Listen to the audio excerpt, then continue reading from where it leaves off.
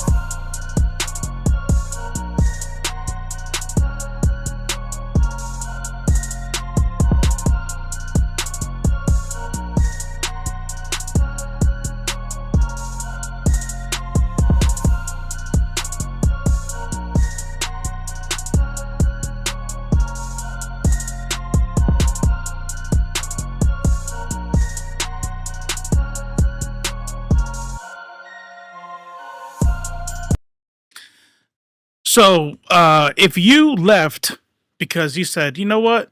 Wait, why is this jumping up so high? If you left because you said, oh, I got time. Like, well, hey, what does it say? 1:30? Bet. Yeah, I'll be right back. My bad. See, I got this thing where I'm like, oh, I'm ready now. I'm sitting here like, nah, fuck this shit. I'm gonna go live. It's my show. I can do what the fuck I want. What's going on, everybody? I did it. Hola Tigre, what's going on? El Cifer. Maneater kicking us off with the first sub of the night. Thank you very much, my love. Sig Fang, Architect of Sin, the true hero. Screwface Capone. And Screwface Capone. Yeah. If you're not following Screwface, go check him out on TikTok. Forever on my For You page. He talks a lot of shit on there. I like it. Go check him out. Dr. Midnight, what's going on? Hello everyone. I hope everyone on stream and watching are doing well. Oh man, what a fucking weekend. I feel like that's what I'm gonna have to say every time. Every time I come on here, I'm gonna be like, for the next 4 years, I'm gonna be like, what a fucking wow. That was crazy.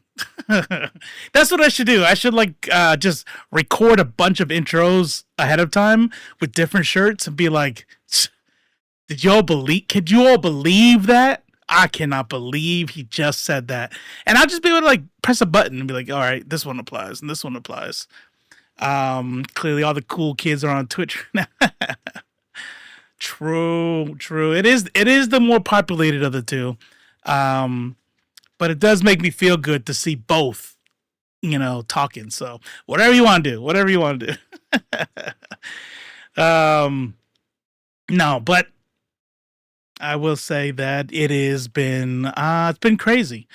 I didn't get the, wait a minute. I didn't get the Monday one in, but I'm here to make up for yesterday. And I feel like I feel good about that. Nobody's gonna be able to make me feel guilty, especially me. I will tell you all, if I'm being honest, your boy almost didn't come because I cooked some ribeye tonight, and I had meant to start it earlier, but I'm cooking and I'm doing my thing, and I'm like, it's not gonna get done. You know what? I was talking to Maneater. I'm like, it's not gonna get done in time. I'm not gonna be able to get. Oh, what's left? Like, I still got to do it, right? I got it. Yeah, but I got to. Yeah, I got to serve it. I can serve. Don't worry about it. I guess I'll go straight. She goes, get your ass on the stream, you bum. I hope everybody's week has been going well. I can't stay long working on content before you realize I haven't posted in a while. How dare otherwise support you? True. I swear, El Cifer, he is forever doing cameos. He'll come in and be like, yo, what's up? Got work to do. Bye. Gotta be great. Just finish setting up your new shelf. That's what's up. For your comics or what? For your books? Started reading books again as of last night. Now, are you meaning like real books with words and no pictures? Is that what you mean? Because that's crazy.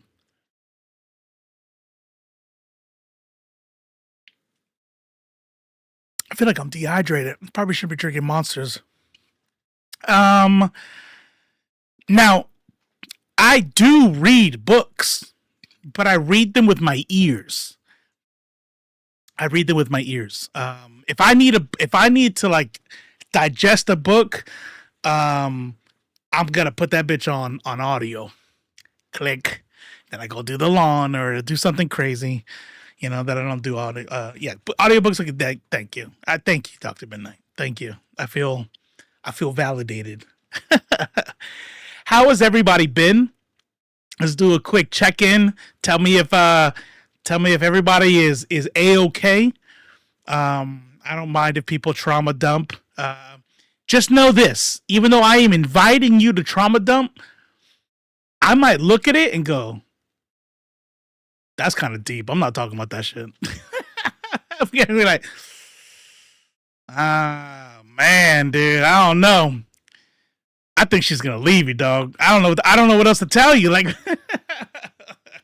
speaking of trauma dump, be right back. Gotta take a shit. Got an annual bonus. Sig Fang, Architect of Sin, flexing. He's like, trauma dump? Man, I'm bowling outrageous. Fuck out of here with that trauma. Smoke One Kenobi, what's going on? CE Rouse in the house. Here we go. Here's this. Howdy, Robo LeftFace TV and the Robanistas. I gotta make some sounds. I gotta do some shit like Ernie with the like. I gotta get a maybe. Look, you can't bat 1,000, right? I mean, like the other ones were hidden. We thought we weren't gonna get it this year with the layoffs. That's good news. That's awesome news. Honestly, congrats. A lot of shit going on out there, and at least we're here with some good news. Just so you know, because it was a late start, it is going to be a short one. So, probably I'm shooting for like an hour and a half. Knowing me, probably 2 hours, and we're already at 10 minutes. So, what are we going to talk about today? Gotta let that monster out. You really don't want to do it. me and Maddie are going back and forth. I'm like, I don't feel it. Like, so what are you gonna do? You're just gonna quit again? You're just gonna are you gonna move it another day? I'm like, okay. What if I do like an hour and a half? No, I said, what if I do like 30 minutes? She goes, 3 hours. Hour and a half. Okay, all right, hour and a half. Also, check Discord, but let's see here. Oh, yeah, I've seen this. What a fucking crazy bitch. What a crazy bitch. Man, hold on. Let me open this up. Open the link. I've been watching the Trump documentary on Netflix, Historical Scum. Man, maybe is that a good Wednesday one? Should we watch that all for our Wednesday documentary? I was thinking about like the history of the MCU, like Ernie was talking about a history of the MCU. All right, chat, gotta go. See ya. Gotta find an editor. Wait, what? Wait. Oh, I'm right here. You found me. It was in front of you the whole time. Let's get this brain rot. Not quite yet. Boom. Let's drop that off there. Valentina Gomez. What the fuck is going on? What is happening? Is this real? Is she for real? The edits of the friends we made along the way. True. Here's the thing. I know some of y'all know Valentina Gomez, who made an abysmal run for Congress, and just fell flat on her face as she was trying her best to do. I'm like you, right? I'm white like you. For those who don't know, has anybody here? This is a better question. Has anybody here not heard her speak? Valentina Gomez. Yeah, let's see what's going on here. You have Kill Willie Q. What's going on? First of all, hello. And second of all, are you saying you have not? Because you're about to find out. Okay, you have not. Okay, check this out. You're gonna love this. I look at her, right? And she has that kind of like she's something kind of face, right? She's super light skinned. She indigenous. She could be Filipino. She could be Latina. We don't know. But I mean, she's a hardcore Trumper out here talking about cheaper than deportation. Her thing is let's shoot him in the head. So maybe she talk like this. Maybe she talk like this. Maybe not. Right? Because I mean, not just in the South. Not just in the South. Let's hear what she looks like. Let's see. Boom, boom, boom. I don't want to hear nobody else's shout. I want it straight from her. Here we go. God damn it. Not you. Okay, Valentina for USA. That's what we want. Valentina for USA.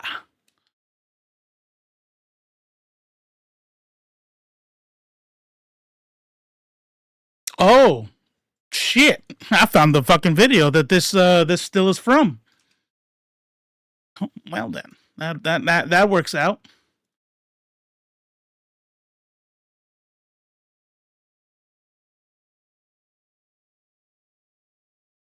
Wait. What? Visibility limited. This post may violate. Oh, you know what? Because I'm not logged in here. So if you're not logged, nice one, Elon. Nice one. I like that. I don't. But it's like, look, if you wanna see some of the bad shit, you gotta have an account. You gotta be logged in. So we gotta change the sound settings on this for a little bit. Let's see, sound mixer. Boom. Oh, over here. Get off that screen. Let's change that. Let's change that to browser. Yeah. It's that simple. Public executions for any illegal that rapes or kills an American. They don't deserve deportation. They deserve to be ended. She's trying. She's got a voice coach. She's trying. Sorry, ma'am. You're not having anybody returns after being deported shall be executed. I tell you, man. Mira, I want like you. Fuck all these guys. Fuck all these illegals. I went a little Indian there for a second. I went like, don't you tell me I'm right. No, fuck no. Listen. Let me tell y'all something. As a former conservative, much of my humor revolved around jokes I'm not allowed to make anymore. Okay? You're not taking away my God-given right to make fun of Latin accents. Okay? I am Latin. I will make fun of their accents. Everybody else make fun of their people. Can't do Asian voices anymore because of the woke mind virus. I'm just kidding. I shouldn't. I don't miss doing that. I regret it. My mom has an accent, so does my grandma. My aunt has an accent. My grandmother, my father's side would, but she's no longer with us. Thanks for bringing up grandmas. It's pretty insensitive. What are we talking about today? There was one thing I keep almost forgetting. We're gonna look at clips because I fucking can't believe this shit right here. Tread. Yeah. Jubilee's at it again, but that's not that'll be more like low key. Yeah,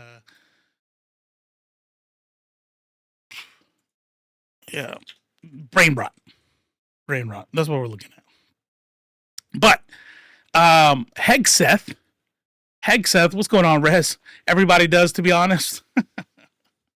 Everybody does what? Has a grandma with an accent or makes fun of the accent. So here's the thing. Clipser magazine is nice. That there's a man who knows his weapons. Yeah, that's how you know that DSB right there. If you were wondering, that's an American. That is an American.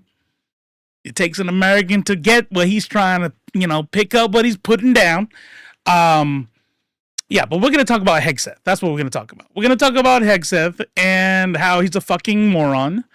And a little slip up with some text messages.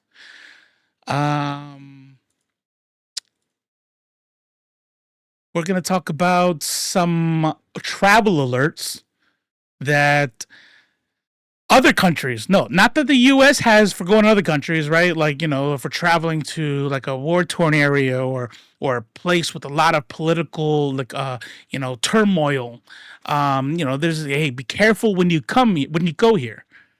Be careful because now countries have that for us. So, yeah. Jubilee has a trad men versus woke men. And I think it's going to be very telling, actually. It's going to be telling because I have a feeling that the trad men aren't actually trad men. I have a sneaky suspicion they're just men who hate women. I'm just gonna go out on a limb that the trad men, just traditional men, right? Hey, my wife stays home and takes care of the children, handles the bills. I go to work. I like to hunt. I like to make things with my hands as much as possible. I fix things instead of throwing things away. I think we've gone into a very throwaway kind of generation. So I make sure I fix things before I throw them away. That guy I'm pretending to be right now because it sure as fuck isn't me. That guy, nothing wrong with that guy. Nothing wrong with that family. This is a lie that the right tells often, that somehow a woman who stays home, takes care of children, the man who goes out to work, and that straight family, that we hate that. No, bitch. It's when you think that anything outside of that is bad. That's what we hate. But is that what we're going to see in this Jubilee video? Are we going to see people who's like, like the woke men are like, nah, just pay for it. Throw that shit away. And the trad men are like, why don't you fix it? Why do you have to, right? That's what we're going to get, right? Nah, I think we're going to get a little misogyny, if you ask me. But would it be LeftFace TV? Low key, make me a trap thumb. Yeah. Well, I'm trying. This is me trying to get there for you, babe. For you. Thank you for making me stream. Let's see here. Would it be LeftFace TV if we didn't watch Democracy Now! First? No, it wouldn't. Let's do it. To Democracy Now!, democracynow.org, The War and Peace Report. I'm Amy Goodman. Israel's renewed all-out killing of Palestinians in Gaza is continuing into its second week, with at least 23 people dead before dawn today, including 7 children. On Monday, an Israeli strike on Beit Lahia killed the noted Al Jazeera journalist Hassam Shabbat. This is Shabbat's colleague, Mahmoud Abu Salameh. We heard the sound of the explosion near the Indonesian hospital. We rushed immediately at the moment of targeting. At the moment we heard the sound of this explosion, we headed to the place and saw the targeting of our colleague, journalist Hussam Shabbat. We were shocked by the scene. This is our colleague Hussam's car, and this is his blood. A statement by Hussam Shabbat's team posted after his killing Monday reads in part, quote, "For the past 18 months, I've dedicated every moment of my life to..." That's called age, Rez. Age. You're going to get there. You're going to get there. Soon we all lose that smooth, sexy voice we all have. And then you get old. And then you'll like start talking like this. And you won't know when it happened because it happened so gradually. To my people. I documented the horrors in northern Gaza minute by minute, determined to show the world the truth they tried to bury, unquote. Shabbat added, I ask you now, do not stop speaking about Gaza. Do not let the world look away. Keep fighting. Keep telling our stories until Palestine is free. Lucky. Later in the broadcast, we'll speak to another of Hussam Shabbat's colleagues, Drop Site News editor Sharif Abdel-Qaddous. He'll join us in studio. Separately on Monday, another... You know what? I respect C.E. Rouse. Thank you. I appreciate it. Dr. Midnight gifting out subs like the Candyman. Appreciate you. I'm sure C.E. Rouse appreciates it too because commercials suck. Other journalist, Palestine Today correspondent Mohammed Mansour was killed in an airstrike north of Khan Yunis. In the occupied West Bank, a mob of masked and armed Israeli settlers Monday brutally attacked Hamdan Bilal, the Palestinian Oscar-winning director of the documentary No Other Life. Smoke One Kenobi with the Prime sub, 11 months. We're almost at a year. The boys are back in town. And the group of at least 15 settlers also assaulted activists with the Center for Jewish Nonviolence. The attack took place in the village of Susia in the... Check this shit out. I don't want to miss this. Check this out. Listen. We're talking about straight up lynching, where Zionists are out there working overtime, burning the midnight oil, working through the weekends to make sure that everyone knows that calling them Nazis is anti-Semitic. It's insensitive and anti-Semitic. To which I say, go fuck yourself. Because today, in the world we live in, the Zionists in Israel are the closest thing we have to Nazis of the 1930s. Closer than the United States, by far. When we're talking about ideology and we're talking about, how we do business, Israel has us beat for closer to Nazi than we ever. Not saying that Israel does more damage to the world. We are deadlier. We are worse for this planet than Israel, for sure. But like the way we go about business, they took the dude who just won a fucking Oscar. We watched him. If you watch the Oscars, or at least a clip of that, we watched watched this dude win an Oscar for the documentary he did that he co-directed. Last I heard, maybe we'll learn something new right here. Last I heard, they lynched him in his own homeland. Lynched him. The Israeli police came and arrested everyone who lynched. No. Not arrest him. Grabbed him, threw him in the truck, and last I heard, nobody knows where the fuck this dude is. Nobody knows. I hope there's different news here. Maybe he was taken to the hospital and there was no way. Let's see. I fucking hope. Armed Israeli settlers Monday brutally attacked Hamdan Bilal, the Palestinian Oscar-winning director of the documentary No Other Land. The group of at least 15 settlers also assaulted activists with the Center for Jewish Nonviolence. The attack took place in the village of Susia in the Masafar Yatta region. That's good to One hear. of That's Bilal's co-directors, journalist Bassel Adra, said the group entered their village and started the assault shortly after residents broke their daily Ramadan fast. Bilal screamed, "I'm dying," What's as good, he was Jon being Stewart? brutally beaten. He was then loaded while heavily bleeding into an Israeli military vehicle. He has not been seen since. We'll speak with his co-director, Bassel Adra, and an eyewitness from the Center for Jewish Nonviolence. So Democracy Now! Puts out their dailies in the morning. So if there's been an update, I'm gonna look for an update while the rest of this plays. After headlines. In a stunning breach of security protocol, senior members of Trump's administration unknowingly shared plans to bomb Yemen with a reporter on an unclassified Signal group chat. Jeffrey Goldberg, editor-in-chief of The Atlantic magazine, revealed the chats in a piece headlined, "The Trump administration accidentally texted me its war plans." Goldberg said he did not think the chat could be real until U.S. strikes actually did hit Yemen on March 15th.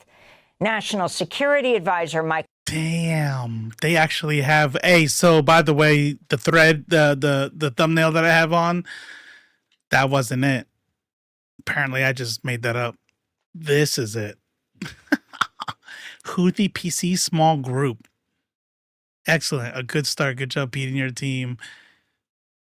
The team in Mound did a great job as well. Great work. Powerful start.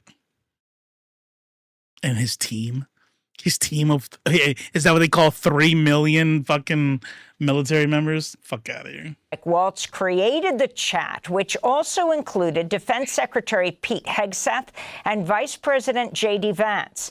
Vance initially argued against the strike, saying, quote, 3% of U.S. trade runs through the Suez, 40% of European trade does.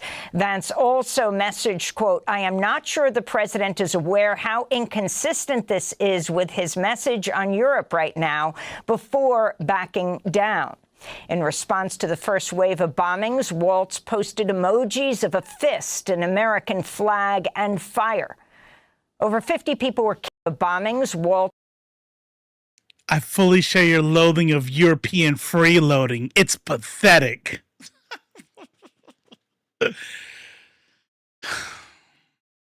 If it wasn't this administration, I wouldn't believe it. Like if this was breaking news for literally any other administration, I don't care if I hate them or not, George Bush, whatever, I wouldn't believe it. I'm like, this is not real. And I cannot believe anybody's falling for this shit. This is real. This is our Secretary of Defense. It's pathetic, but Mike is correct. We are the only ones on the planet on our side of the ledger who can do this. Nobody else is even close. Question is timing. I feel like now is a good time as any, given POTUS directive to reopen shipping lanes. I think we should go, but POTUS still retains 24 hours of decision space. Waltz posted emojis of a fist, an American flag, and fire. Over 50 people were killed during those U.S. strikes on Yemen, including children. Jesus National Christ. security experts say using Signal to share classified information likely violates the Espionage Act and federal records law. So here's the only wiggle room they could have, and it's going to disappear as soon as I say it.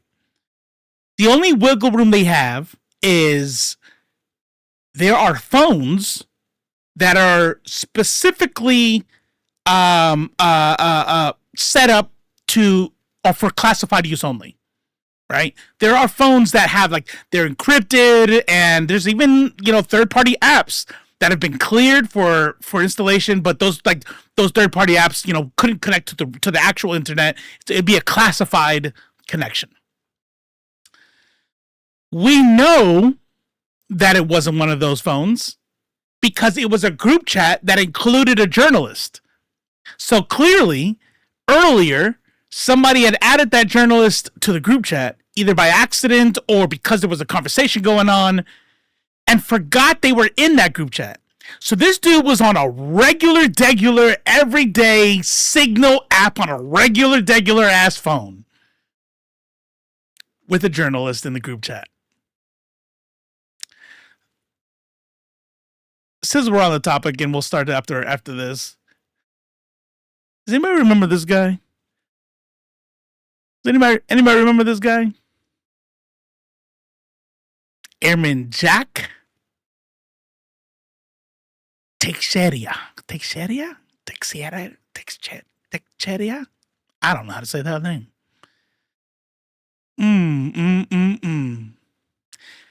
This dude right here. This guy is a fucking moron also, by the way. So this is definitely Teixeira.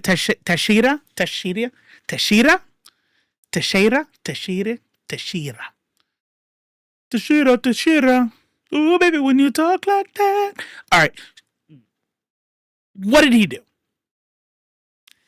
Waltz added him, and the journalist did even have Walt's number in his phone. Stop rolling the R. Teixeira. No. Teixeira. Has to roll the R. There's no R. Is it? I don't fucking know. Stop. I can't. All right. I'm just going to put my hand up. I can't look at chat. This guy right here, he was in Discord and wanted to be cool. Moron, by the way. I'm not excusing what this guy did. Moron. Wanted to be cool. And he wanted to show a map of how, I guess, where Russian forces were massing. Because he was having an argument with people in his gaming chat, and he wanted to prove that he knew what he was talking about. And so he took a top secret, a map that was classified top secret, and he showed it to somebody on Discord. Oh, that makes more sense. That makes more sense. Brazilian. Portuguese is fucking weird. That's why. I guess that's too many vowels. The X is, not uncommon, but weirdly placed with an I before it. Okay. It's Portuguese. That makes so much more sense. That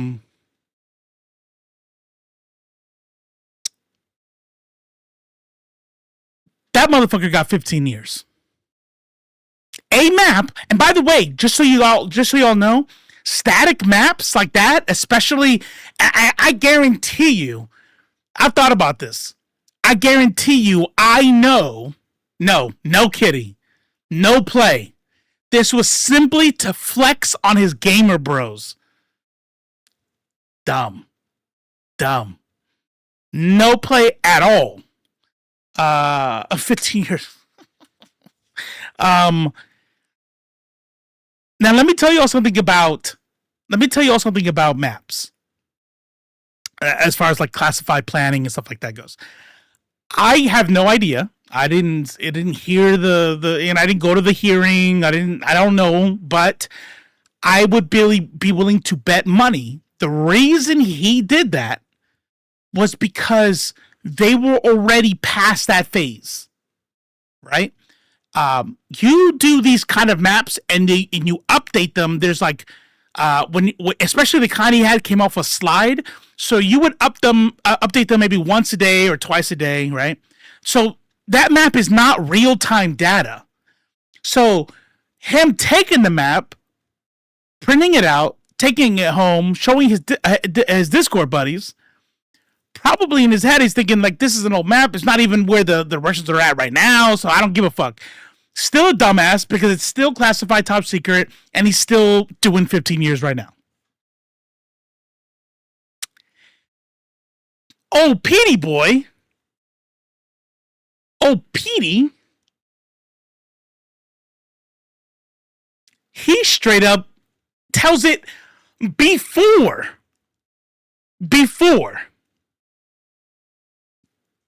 Oh, they don't have a picture on here. I'm using this this paywall remover. So I guess some of the pictures didn't come through. But he straight up before says we're gonna strike here and yada yada yada. Before.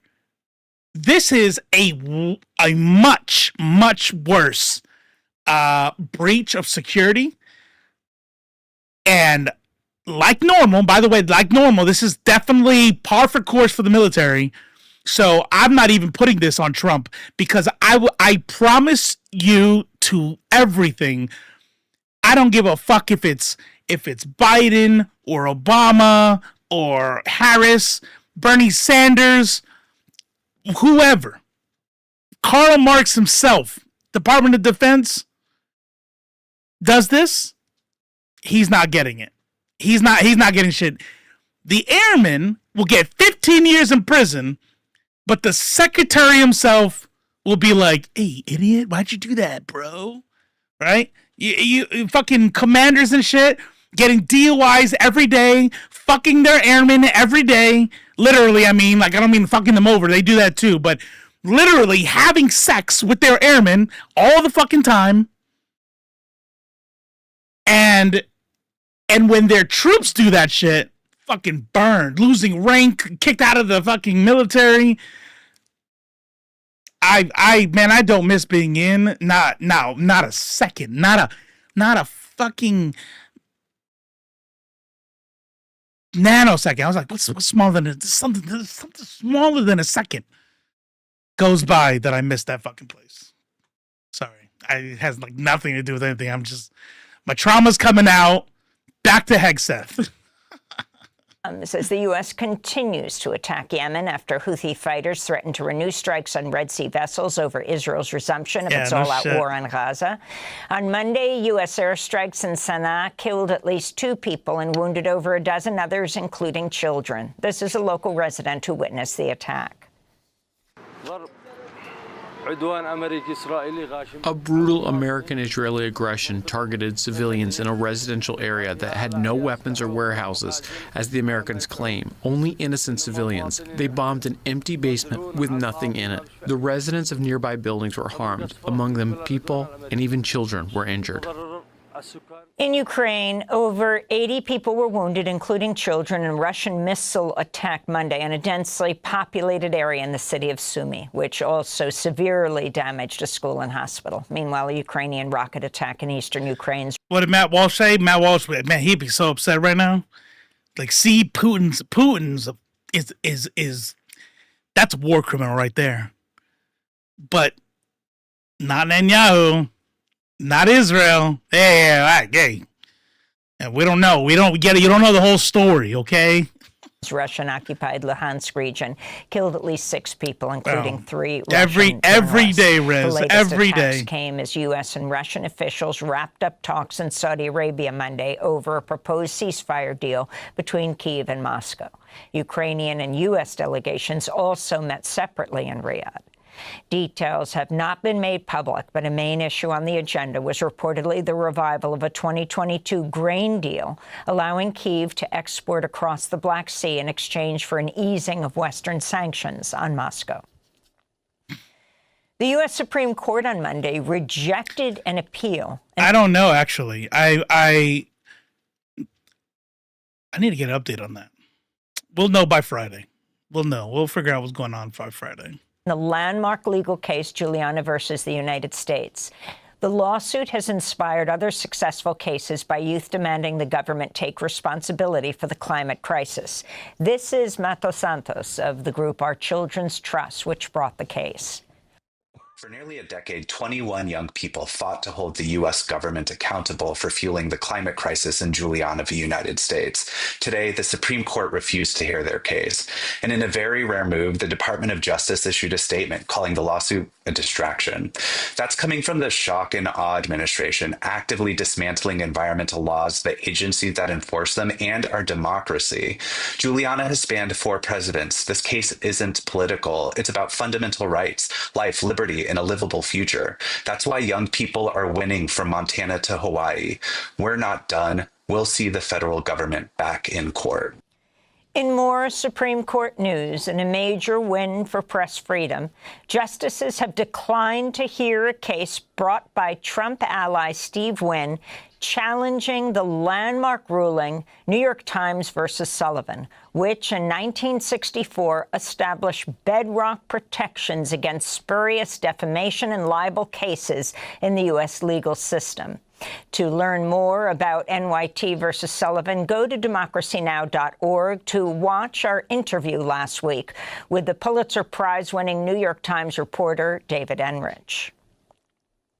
The Supreme Court on Monday also heard arguments in a key voting rights case in Louisiana, which could have a major impact on the future of the already weakened Voting Rights Act. The case centers on whether Louisiana's new congressional map, which created a second majority black district, is unconstitutional. 1/3 of Louisiana's population is black. Last year, using the newly drawn maps, voters elected Cleo Fields, a black Democrat, to represent the district, sending 2 Democrats from Louisiana to the House for the first time in a decade. President Trump threatened Monday to impose 25%. So, real quick, the update on Ukraine. So it appears that Trump, as usual, same thing I said about Panama, which I definitely I need to get an update on that as well.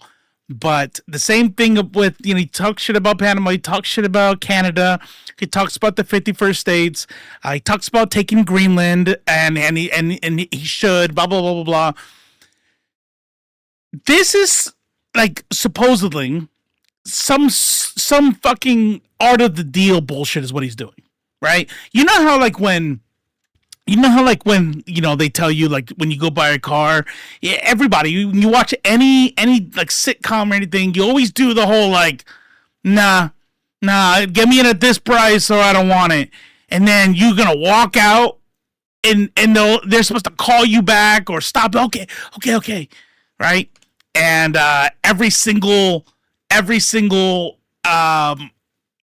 dealer's like, no, that's not how that works. You can haggle, but that's what Trump is doing. Trump wants to do his saber rattling and then leverage for more powers. And that's what he's doing with Ukraine. He says, you know what? I think I'm not gonna support you guys anymore. Bro, you can't. Like, yeah. And when I pull out, Europe's gonna pull out because they don't want to piss me off either, right? They don't like me, but I don't give a fuck. And then like, no, okay. What do you need us to do? Like, okay, give me some grain, give me some minerals, and agree to negotiations with Russia. And I'll continue sending you weapons. Okay, fine, we'll do it. And that's what he's doing. He's using our support as leverage to make Ukraine do whatever he thinks is the best thing for the situation. They still want Greenland. Yeah. I wouldn't be surprised though if it's not. I'm not saying to not take him seriously. But I wouldn't be surprised if there is some like some agreement to things that aren't sexy, right? Like, okay, what kind of trade do we get with Denmark? I don't know if it's fucking, is it sheep? Is it fucking, gold? Is it diamonds? I don't fucking know, right? But whatever it is, maybe they don't like it. It's not newsworthy. Like the news is like, nobody gives a fuck about wool, But maybe they're like, nah, we're not gonna do that. And he's like, okay, well, maybe we just take Greenland. How about that? Okay. Calm down. here's the wool. You know what I mean? We're gonna talk about important things like that Colorado Trump painting. I think it's a beautiful painting. I think personally, I think it's wonderful. Can we get eggs from Denmark? No, right? What are you talking about? Day one, Trump day one was gonna fix that. So eggs are cheap. I don't know what you're talking about.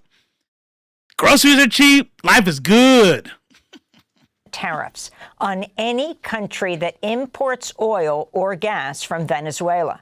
Trump claimed the move was in retaliation for Venezuela, quote, purposefully and deceitfully sending criminals and gang members to the U.S. Also on Monday, the Treasury Department extended Chevron's oil production in Venezuela until late May. This comes as Trump appeared to retreat from his widely touted threats to impose sweeping tariffs across multiple industries starting April 2nd. He told reporters, quote, up now. I It's may so give funny. a lot of countries breaks.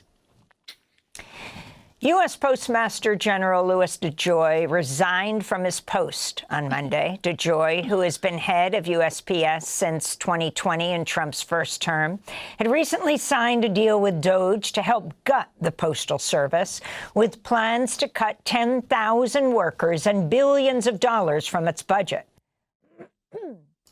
Unionized postal workers have been out protesting amidst reports.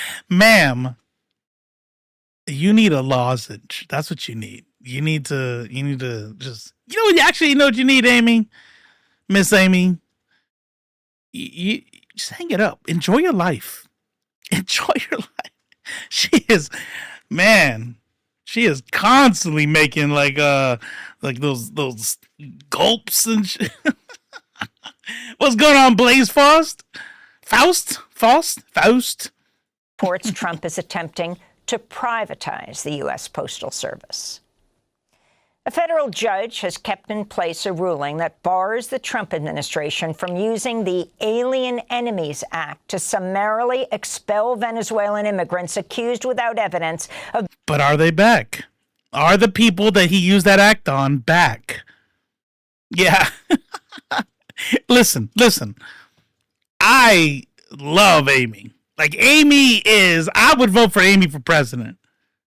But we listen to her every time I stream, so you can't help but like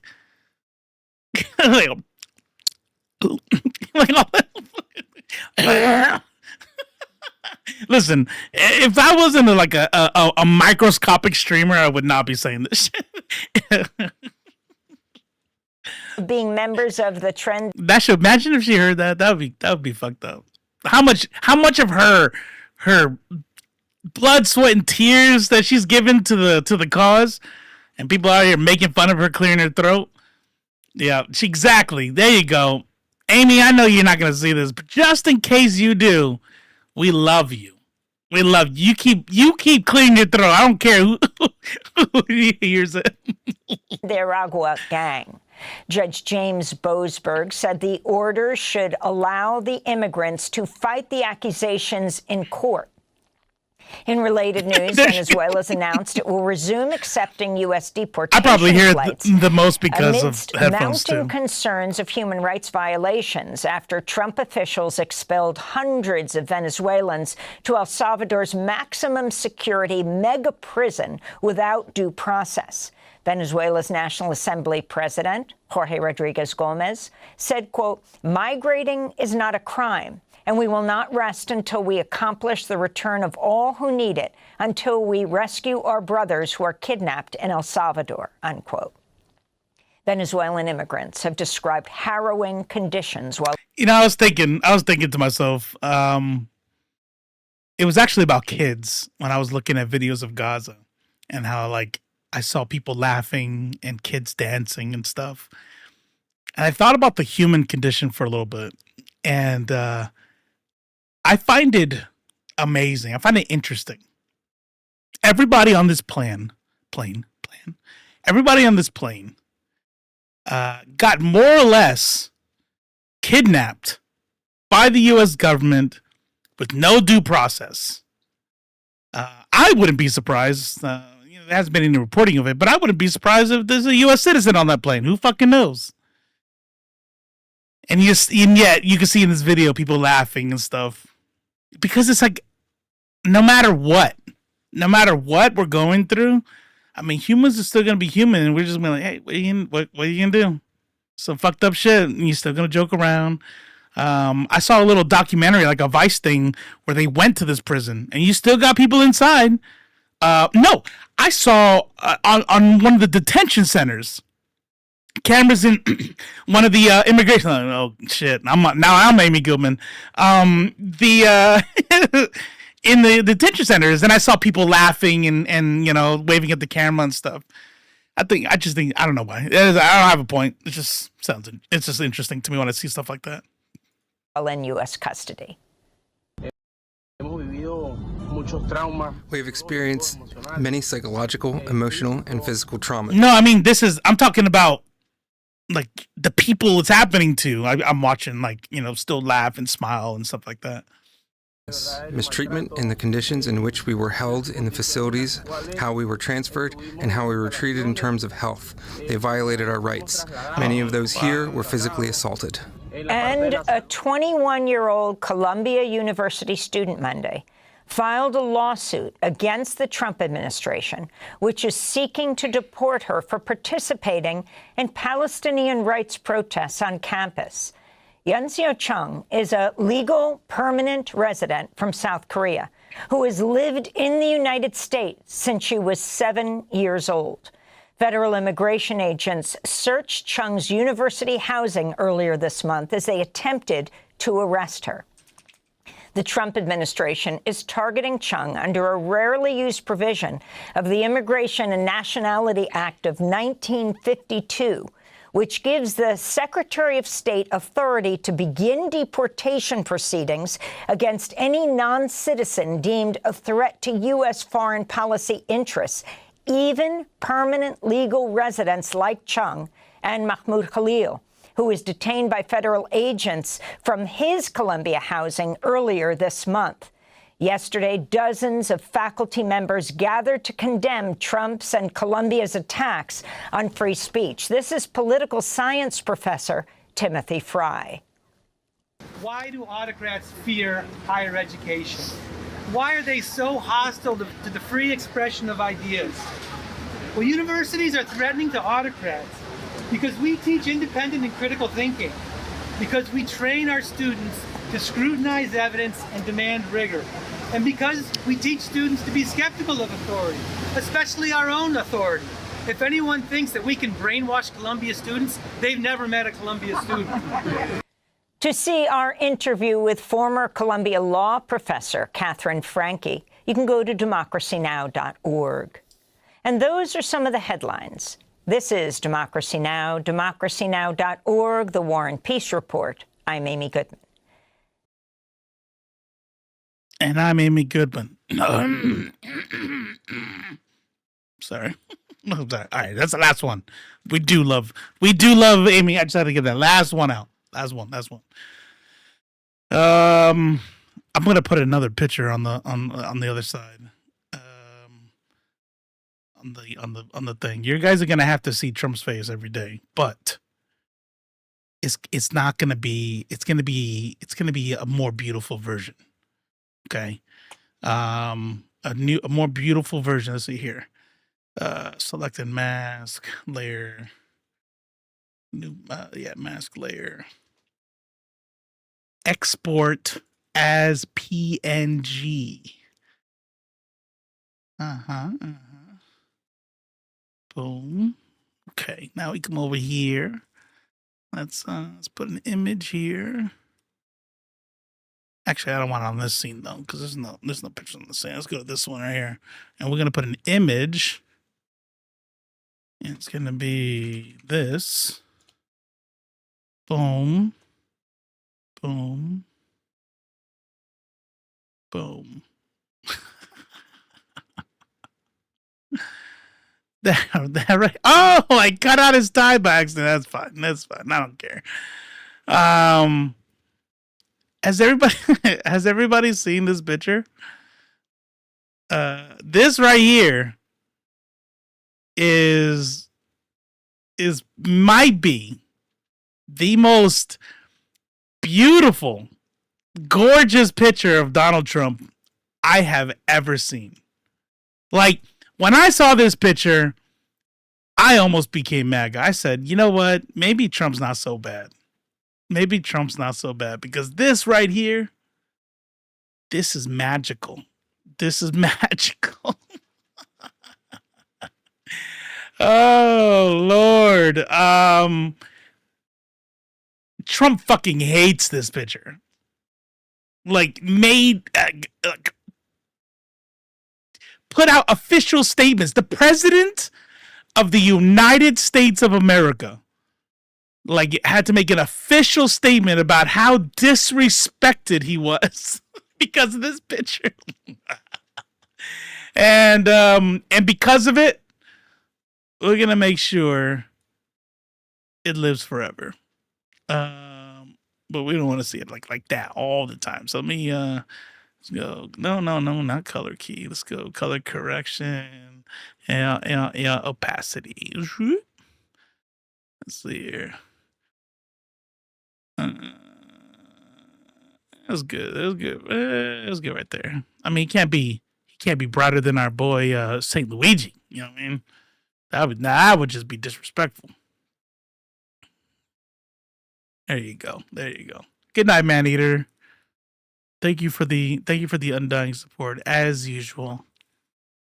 Oh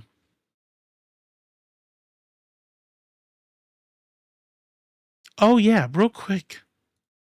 Hello, and thank you for joining us. The editor-in-chief of The Atlantic says President... I forgot Hegseth actually had a response to this. And Pete Hegseth said, he said, you know, I take full responsibility for this. I'm going to ensure that the appropriate corrective actions are taken so this doesn't happen again. Yeah, that's pretty much what he said. So. Trump's top national security officials accidentally included him on a text chain discussing classified war plans. The Atlantic's Jeffrey Goldberg says he received an invite to join a group chat on the messaging app Signal, where officials were debating plans to attack Houthi rebels in Yemen. The chat included Vice President J.D. Vance, National Security Advisor Mike Waltz, Defense Secretary Pete Hegseth, and other cabinet-level officials, according to the report. A National Security Council spokesman says, quote, the message thread that was reported appears to be authentic, and we are reviewing how an inadvertent number was added. Look, it appears to be authentic. I can't remember who. But somebody after this statement was put out had said, "Oh, you're gonna believe the Atlantic," and no, nothing secure was texted. Like what he was trying to get at was, yes, the journalist it was in the chat. No, nothing classified was talked about. Straight up just fucking lied. Like, bro, you know somebody already admitted that it happened, right? To the chain. At the White House Monday, President Trump was asked for his reaction to the report, which seemed to take him by surprise. I don't know anything about it. I'm not a big... You know what we forget? We forget that these people are human sometimes, because it's like, I'm trying to imagine Pete. I'm trying to imagine, like he's not the president. Like, he has a boss. Like, the president doesn't have a boss. Should be us, but we know that's not true. But Pete has one. And I bet you he's sitting there like, fuck. Everybody like, wait, do we tell Trump? Somebody's got to tell him. I'm not going to fucking tell him. And then he got fucking narked right here. He's probably watching the shit. He's like, no. Fan of The Atlantic. To me, it's a magazine that's going out of business. I don't know anything about it. You're telling me about it. I use human loosely, very loosely. Defense Secretary Pete Hegseth, who just arrived in Hawaii Monday to kick off his first Indo-Pacific trip, had this to say about the report. I've heard I was characterized. Nobody was texting war plans, and that's all I have to say about that. Thank you. CBS News White House reporter Olivia Rinaldi joins us now. That was a lie. That was a lie. It turns out that was a lie. Olivia, what do we know about the sensitive information divulged in this group chat? Well, Lindsay, what an extraordinary report there from Jeffrey Goldberg at The Atlantic about this group chat in Signal that he was a part of that included not only him, but also the vice president, the secretary of defense, and the national security advisor talking in real time about the potential strikes that they're going to take in Yemen against Houthi rebels. Not only were they discussing, at length the target themselves, but also talking about the timeline, whether or not they should delay them for another month. We also saw in this group chat and some of the details of it that were published by Jeffrey Goldberg, essentially a debate going on between the vice president and the secretary of defense about delaying these strikes for another month to allow for Europe to perhaps take a better or more advanced role in their own security in the region. Vice President J.D. Vance noted that that's a really generous way to put it, you know? That's a really generous way to put it. I like the way that CBS loves to do this, like, hey, they're not bad guys. They just make mistakes some Come on. T Streets, what's going on? You like it? Good.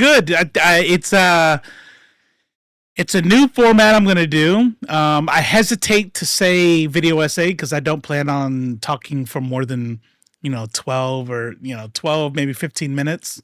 But I got more videos coming out.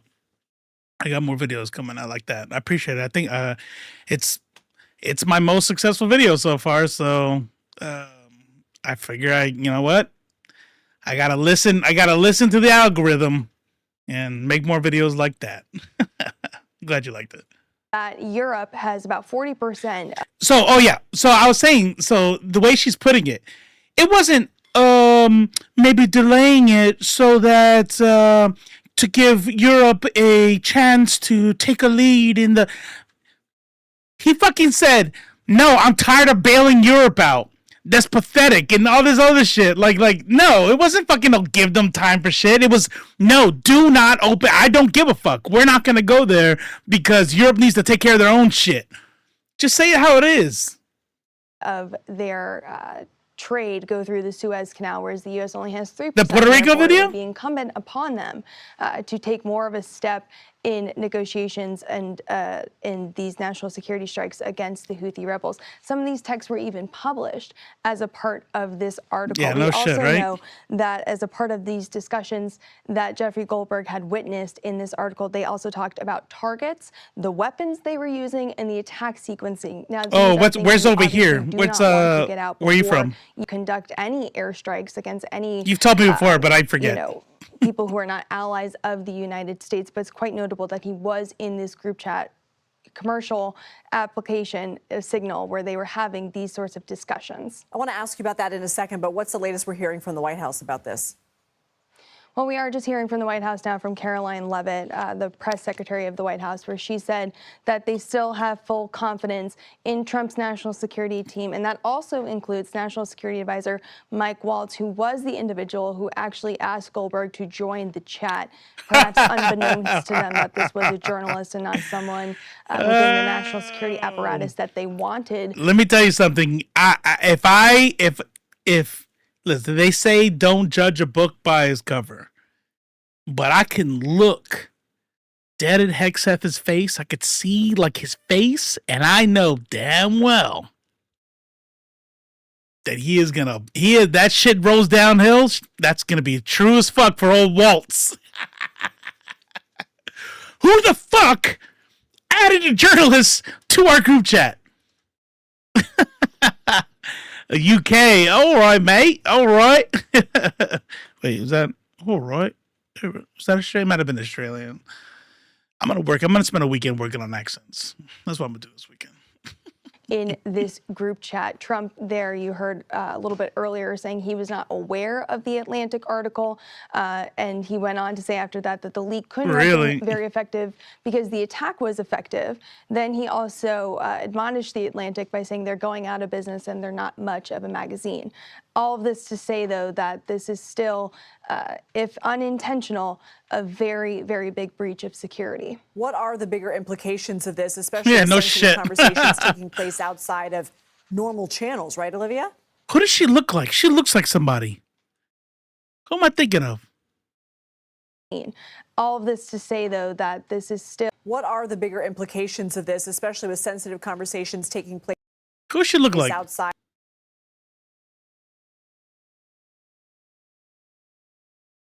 I want to say Rosie O'Donnell. I think that's who she's given.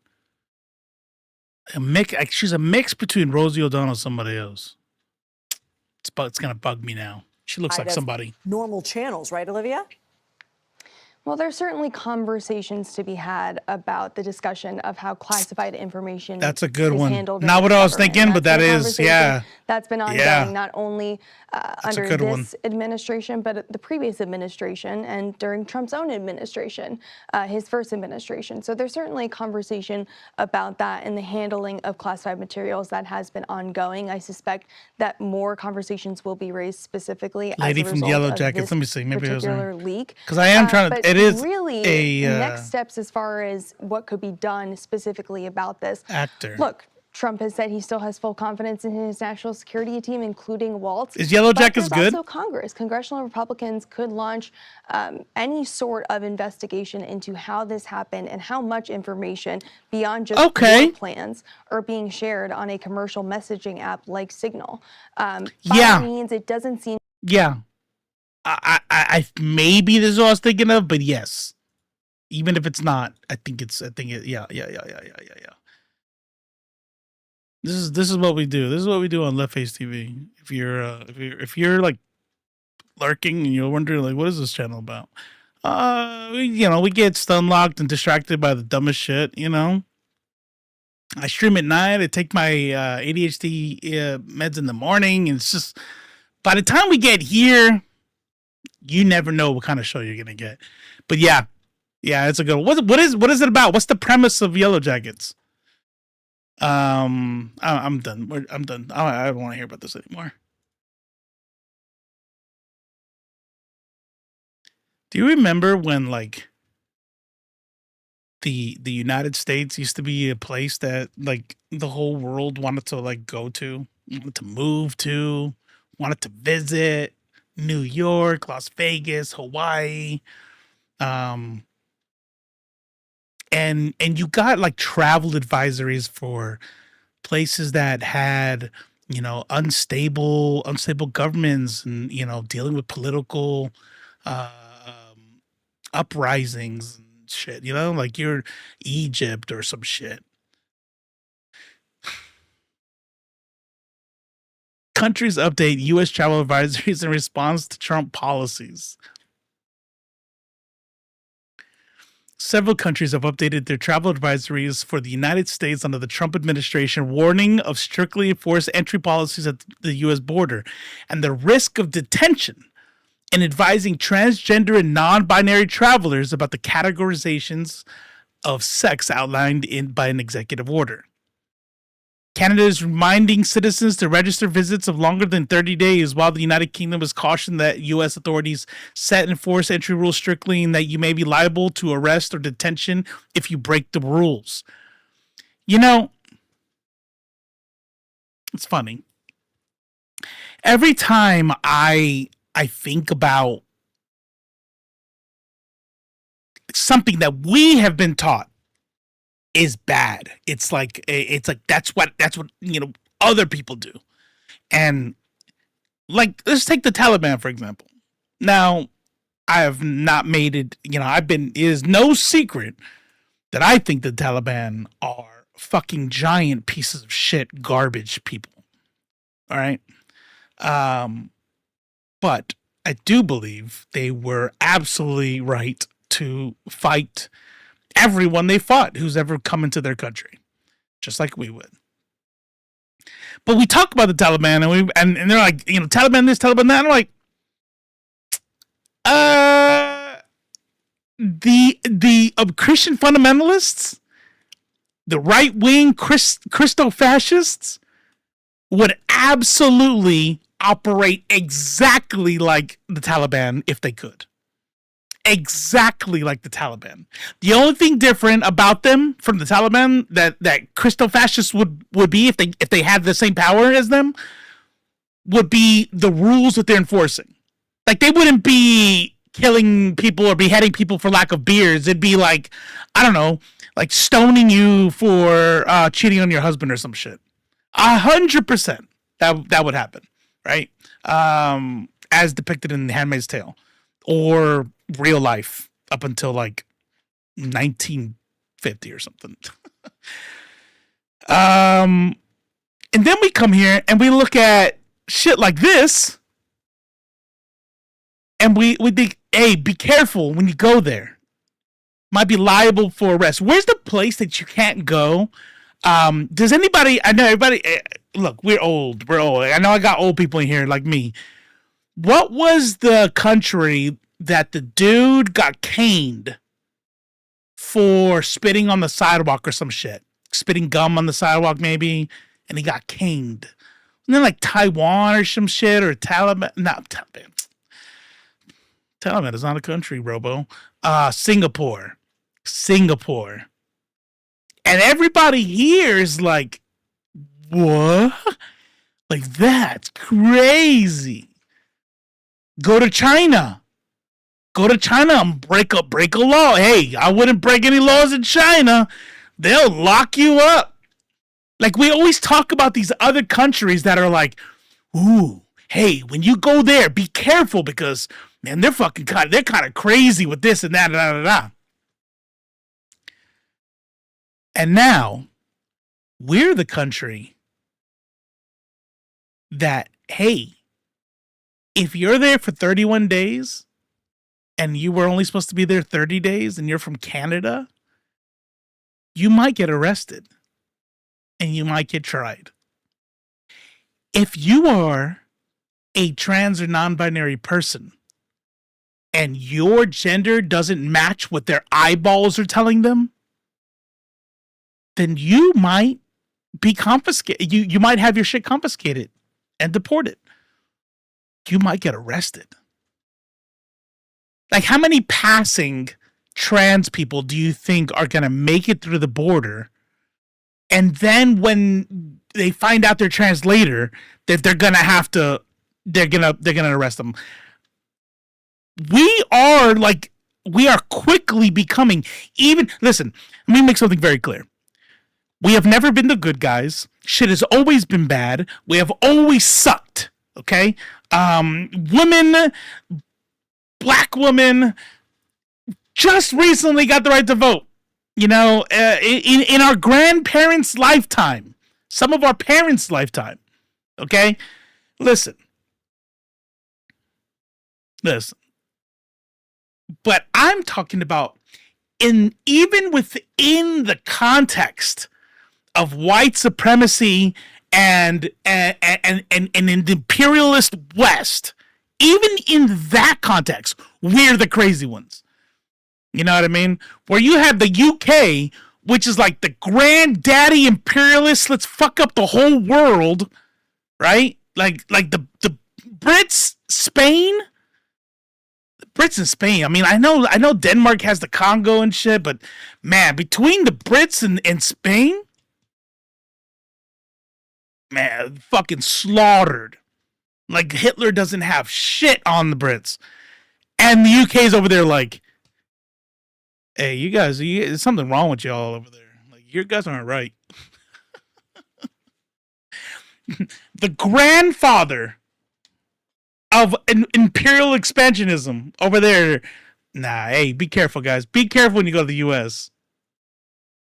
You're making the French feel bad. French did a lot. French did a lot. I want a map, though. I want a map. Oh, fuck it. Yeah, you're right. Napoleon fucking fucked up some shit. No, you're right. You're right. I'm thinking like British Empire, you know, like the sun doesn't set on the British Empire. I'm not gonna lie. Let me tell you how I know I'm a little toxic still. And there's like, I gotta get this shit. I gotta deprogram it out, right?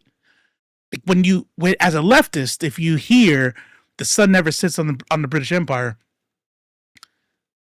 like, you're supposed to know that is a bad thing, right? That is the imperial expansion. Like, that is not good. But sometimes when I hear that, I'm like, that's kind of badass. I'm like, man, they were everywhere. But that's like that's the old me, that's the old me. I'm gonna be better. I read the French government banned a comic because there were kids in it that were not white.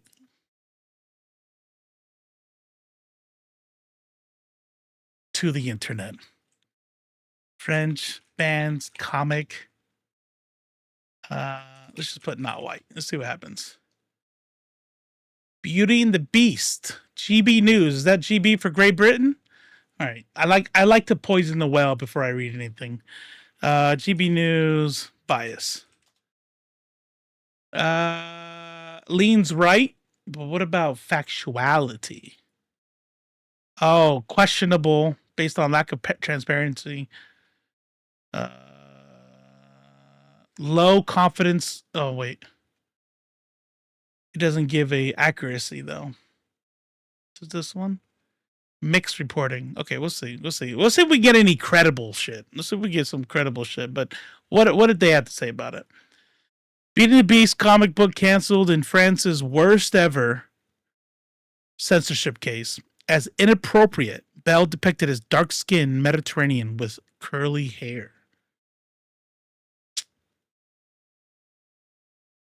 France's top comic strip artist has accused the government of the worst censorship in publishing history as it canceled a 900,000 copy order of his modern-day take on Beauty and the Beast. Jules, whose real name is Julien Bergiaut, in a household name is whose name is that name. My grandson's name is Julien. Oh, that's dope. Is a household name in France for his Stone Age set Silex in the City series. He had been tasked by the Education Ministry to create a contemporary version of the beloved 1740 French tale for a government rating initiative. Look at that. Not wide enough. The Education Ministry pulled the plug on the order after officials deemed it inappropriate for pupils to read the comic on their own. They cited concerns about references to alcohol, social networks, and complex social realities. Caroline Pascal said the product cannot be read independently at home by families and without the guidance of teachers by pupils aged 10 to 11. She suggested the book would be more suitable for teenagers in their mid-teens. I'm flabbergasted. It's a mad and very, very worrying turn of events.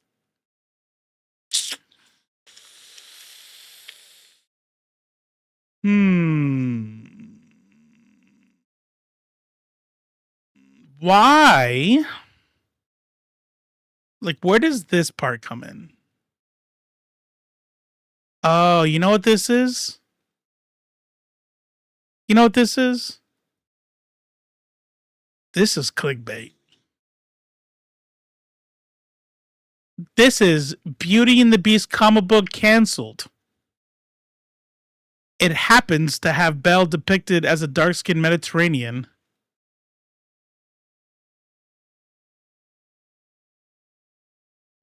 And there are references to alcohol, social networks, and complex social realities.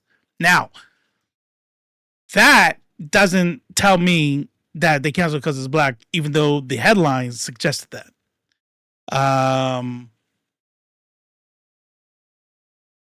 The fact that they said that it would be fine for teens lets me know that they don't think it's that bad, right? Like, just not young kids.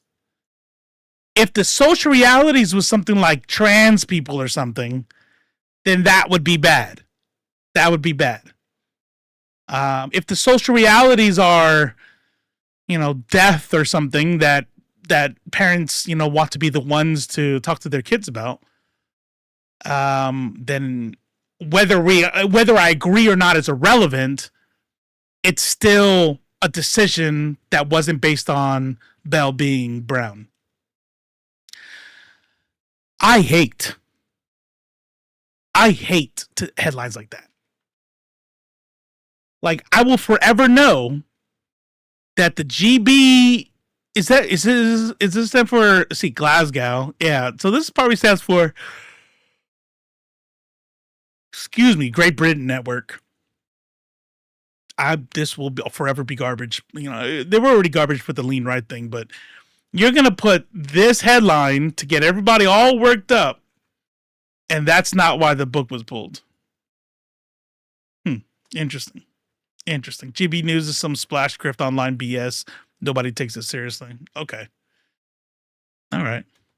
Well, I will trust the Brit that GB News is caca. But what about Le Monde? Now,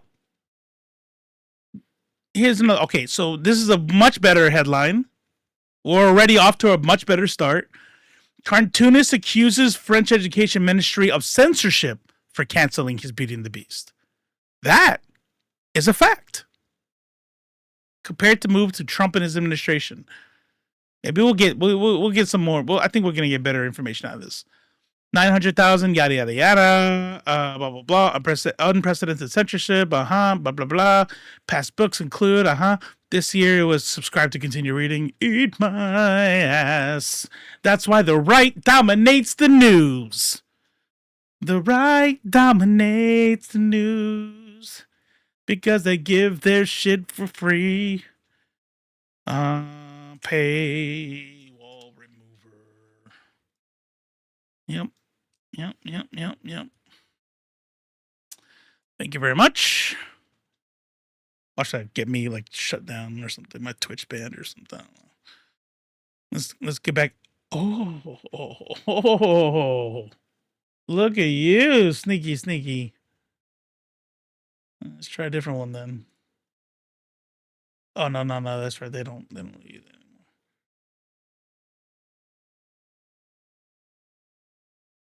Ha! Bitch.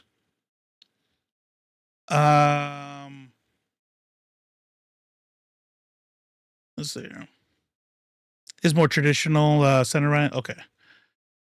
Bad. We can survive on that. That's what we're used to. Blah, blah, blah, blah. Intended for fifth graders. Will not go. Unprecedented. The book had been selected. Man upon tree chosen in the climate of in the context of climate change. Okay, yep. Past books. And this year it was Beauty and the Beast in the version written by Jean-Marie Le Prince de Beaumont. Beaumont. Damn. They're over here writing kid stories and killing vampires. That's a good family. That's a good family right there. The story is well known since Jean Cocteau and Disney brought it to the screen. Okay, yep. Flabbergasted. Okay, just the proofs. The product is not suitable for independent reading. Yep, we read that. The illustration in the book deals with themes of examples were alcohol, social media, and complex social realities without further developing. Yep, it was censorship. That is an accurate statement. I guess, if that makes you mad, be mad. It was real name, defends the background, some 50 titles. Yep. Joel's work is not in question.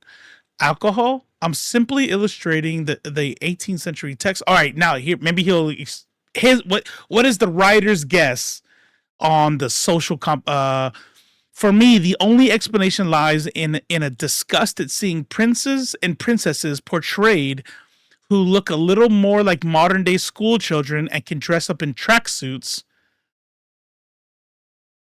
Tracksuits?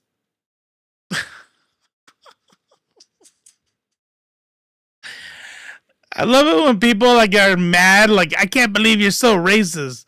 I'm just out here drawing Italians, just the kind of people you can see Mamma Mia, and you want to be mad at me? I'm trying to imagine a white American writer and they are censoring me. Like, let's say made like Paul Bunyan black or something. I can't believe they're censoring me. Why? Because I made my Paul Bunyan the type of guy you could see playing basketball and sagging his pants? Huh? Fucking racist. Oh, Lord. Frankly, it seems like Trump and his administration. So that's a guess. That's a guess. I wonder. You know what I kind of want to do? I want to read it. Okay. Last thing we're going to do tonight. For those who don't know, I'm glad you got to the bottom of this. You know, I think you're being sincere, but reading it insincere is way funnier. Like, yeah, I'm super happy you spent 30 minutes on that. I'll make sure never to bring up shit again. It was just a fucking, I just said something in passing. I did not mean for you to talk an hour and a half about this shit. I know. Like, I know how I read it. Like, you're a nice guy, you know? I'm like, but I know how I would have said it. And, like, you know, Chris from the El Cifer, he would know. If I wrote that, I'd be being a smartass. Super, super happy you fucking got to the bottom of that. It was very important, clearly. All right, let's go check out. I want to check out this Jubilee thing. All right, why? Because do they suck? Yeah, they suck. They suck. But I think we all are a little bit. We like listening to. We like watching car crashes. You know? What can you do? I think we all are a little bit. So Jubilee's over here like, look, you can say whatever you want about our shit and how bad we are, but you still watching it, motherfucker. I'm like, you're right. Don't tell people on Threads we're watching this because, man, there's a couple people on there like, you shouldn't be watching it and giving them numbers. I'm like, look, man, if you like if you're getting millions of views, my one views, matter of fact, I'm helping. Right? Because, you know, I don't know how many people are watching right now, but 10, 11, 12, however many people are watching, that's how many people I'm taking away from this video. Oh, I can't watch it.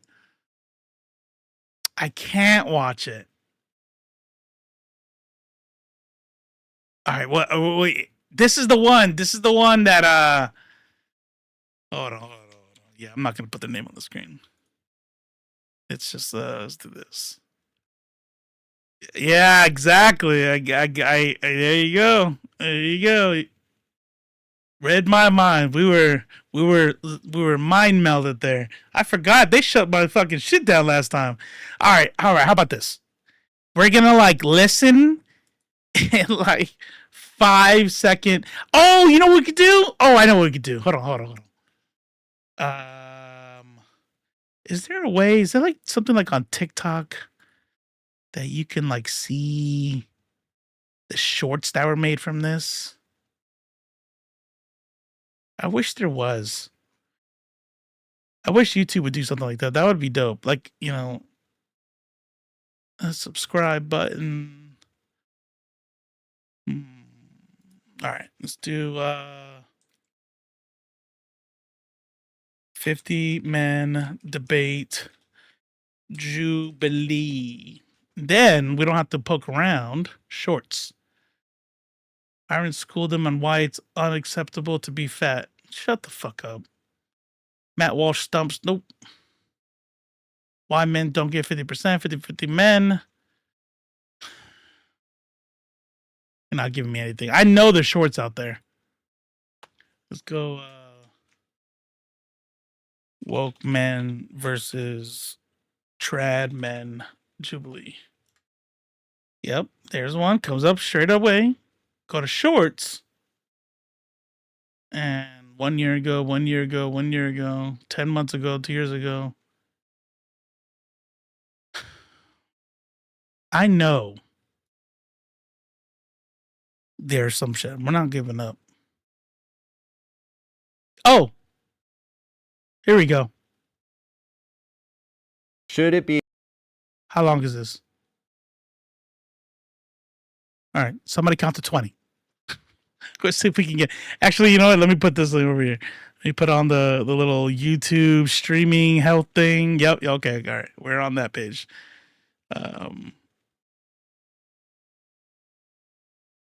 Am I still alive over there? Yeah, right? Jubilee in 1933. Oh, yeah, I'm still alive. 50 Aryan Germans versus 3 Jews. Seriously, literally. Hey, man, we're just trying to give everybody a chance to speak. Everybody a chance to speak. In today's debate, in the interest of making sure all sides are seen, 50 ex-Nazis, family members of Nazis, because they're all dead and in prison right now, will debate 50 relatives of Holocaust survivors. Socially acceptable for men to wear skirts. I'm wearing a woman's sweater right now. This is from Brandy Melville. Men Perfect. Have traditionally worn skirts. We go back to other cultures, Japan, long gowns. We are rooted in some kind of greater faith that What? Are you talking like this? defines masculinity, the man as a role. He is under God. He is serving his family. Okay, listen, Linda. I think maybe this is a plan. Like if I was a conservative dude and I saw this, I'd be like, nah, that's a Fed. That's a Fed right there. There's no way that's fucking real. And he is the creator of his society and the perpetuator of said values. Yo, it's simple, bros. That doesn't make any sense though, because you have no idea what God is wearing, right? Because I'm pretty sure God doesn't wear anything. Second of all, Jesus probably wore a dress. What is that thing called? What is that thing called? I'm just gonna ask ChatGPT. What's that dress? What's that robe looking outfit? Arab people wear called? God has no need for glory. Yeah. Oh, look at that. Wait, what's going on here?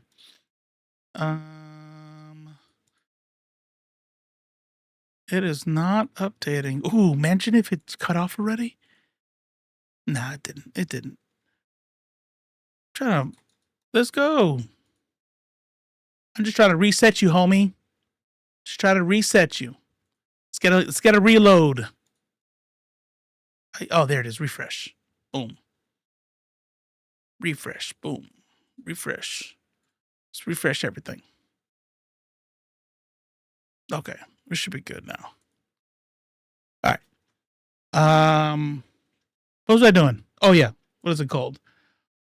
A thob dishdasha is what it's called in Iraq, Kuwait, Kandura, commonly used in the UAE, parts of the Gulf. Thob or thob, common in the Levant and Arabian Peninsula.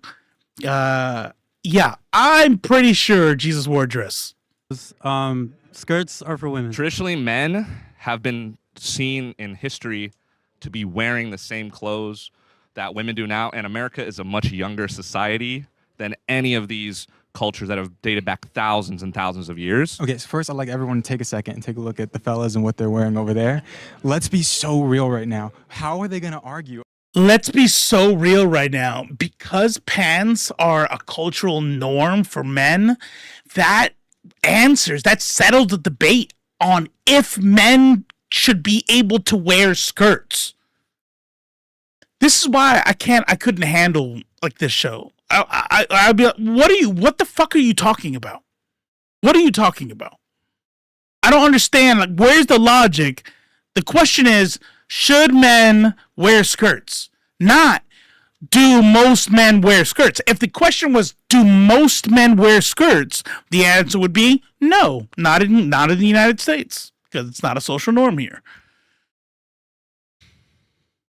About what fashion, about what fashion is supposed to mean in a manly sense or traditional sense. It's the Scotland and in India, they wear dhotis. They're not wearing skirts because they think they're a woman. Here in America, that's the reason that they're... See, they start telling on themselves.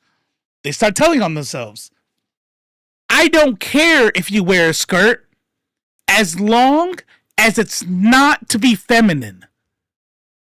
That is the problem really that is like damn near the root of the problem with toxic masculinity. I'm not saying I don't wear skirts. I don't like, I have no desire to appear feminine, right? But if you do, we can still be cool because that's how choices and opinions work. They don't give a fuck about if it's a dress or a skirt. What they hate is femininity. They think femininity is bad. Masculine good, femininity bad, right? And women are allowed to be feminine because women are lesser. So if you already think that women are garbage, then femininity is garbage, and you're definitely not fucking that, right? In India, we use a different name. In Scotland, we use a different name. And those people are not trying to be women. And that is the point. That is their point. You better not be trying to be feminine. They're wearing skirts is because they are trying to project that they are a female or who gives a fuck? Who gives a fuck? Gender fluidity or don't anything. care. And it's just nonsense. No, again, it absolutely depends. not. It depends on your intention. It depends on your culture. If your intention is to be feminine, right? Obviously, it's not right. Why? Like, point to me in the Bible where it says that. Point to me where it says, "Thou shalt not be feminine." Like, there are arguments for homosexuality. Arguments that are argued and rejected by Christian churches who accept homosexuality, but I wouldn't care about that argument because I don't give a fuck about your Bible at all. But I will say, when people say shit that's not even in the Bible, where does it say it's wrong to be trans? Where does it say it's wrong to be feminine? What if you're a straight dude? What if you're a heterosexual dude and you just like skirts and women's blouses? How is that wrong? Where in the Christian Bible does it say that liking women's clothing more is bad? Stupid. We don't live in bro, right? I thought we were all about like the government not interrupting. Progressive men are going to say it doesn't matter what you wear. You can wear any dress, you can wear a skirt, you can wear this. And I'm going to tell you that when I sit there and I talk about taxation is theft and fuck the government and I don't need them telling me how to, but I'm definitely going to say right now, I'm going to contradict all of that by saying that it's wrong. And I care what other dudes wear. I'm not gonna lie. For people who claim to hate femininity or rather homosexuals, gay men, they really, really care about what other dudes are wearing and who they're having sex with. Like, they really, really care what other men are doing. I don't know. I think the lady doth protest too much. In the same vein, they would say it doesn't matter what language you speak. It doesn't matter what religion you speak. And as traditional men, we disagree with that. We want to have a cohesive society. As traditional men, we care what language you speak. Motherfucker. Your language, your clothing, everything matters to us. The people who claim to love freedom. That we speak similar things, we believe similar things, we have a sense of community in all of the things that we wear. We should also talk about what does it look like if it's not socially acceptable? What does that mean? Point out how in practice, if it's not socially acceptable, that means we're shaming people, we're bullying people, we're excluding people. There you go. And I don't think anyone agrees that's a good thing. Should it be socially? Oh, yeah, absolutely they do. Absolutely they do. I would not even give them that. Absolutely, they think that is something that should be done. Because, if you're not a Christian, if you don't think like I think, I'm going to absolutely bully you, like, and they'll do this thing. This is like the right-wing Christian fundamentalist, kind of way of doing things is, hey, God put me here to be a warrior. And it's not my job to make you feel better about going against God's word. I'm here to tell the truth. I'm here to spread the word. And if you don't like it, that makes you uncomfortable. Well, you take that up with God, because I am doing the Great Commission. That's what they do, right? And they'll take that and say, and then use that to, I don't know, beat up gay person on the road, or disown their children, or spit on a trans person, or worse, actually, right after, like, just hours before beating their meat to transport, likely, very, very likely. I can't do more of that. That's gonna fucking give me a heart attack. Let's end. Oh, you know what? Elite X1 sent me some links. Let's end the night with one round of bingo. It's that easy. It is that easy. What's funny? It reminds me of something. What was that piece of shit fucking talk show host that died and everybody was super happy about it? Right wing, very popular in the 80s, 90s.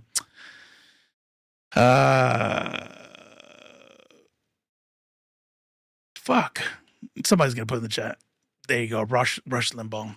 Rush Limbaugh.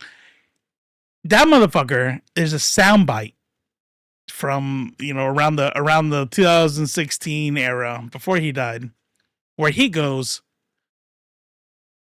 like, fucking liberals. I didn't say fucking, yeah, whatever. He goes liberals. Liberals think that the only thing that matters, they're all about consent. All about consent. As if that's what you're supposed to care about, consent. I'm like, man, you love they love telling on themselves. Love it. Like, what's important?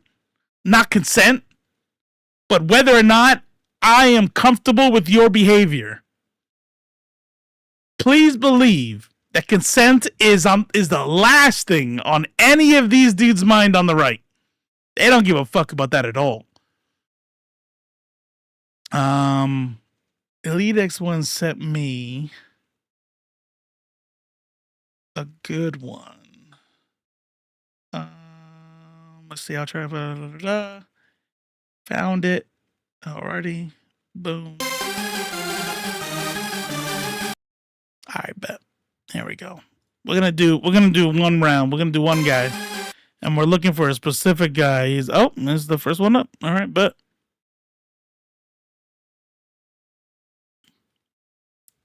I didn't watch it, but he said it would be an interesting one. All right. You guys didn't have enough energy for me, but it's all right. We're going to continue. So I'm going to be bringing out some single men one by one.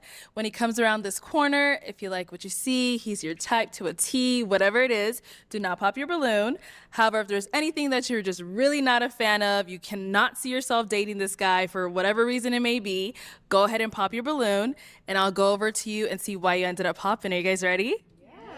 All right. So with that being said, let's go ahead and bring out our first single guy.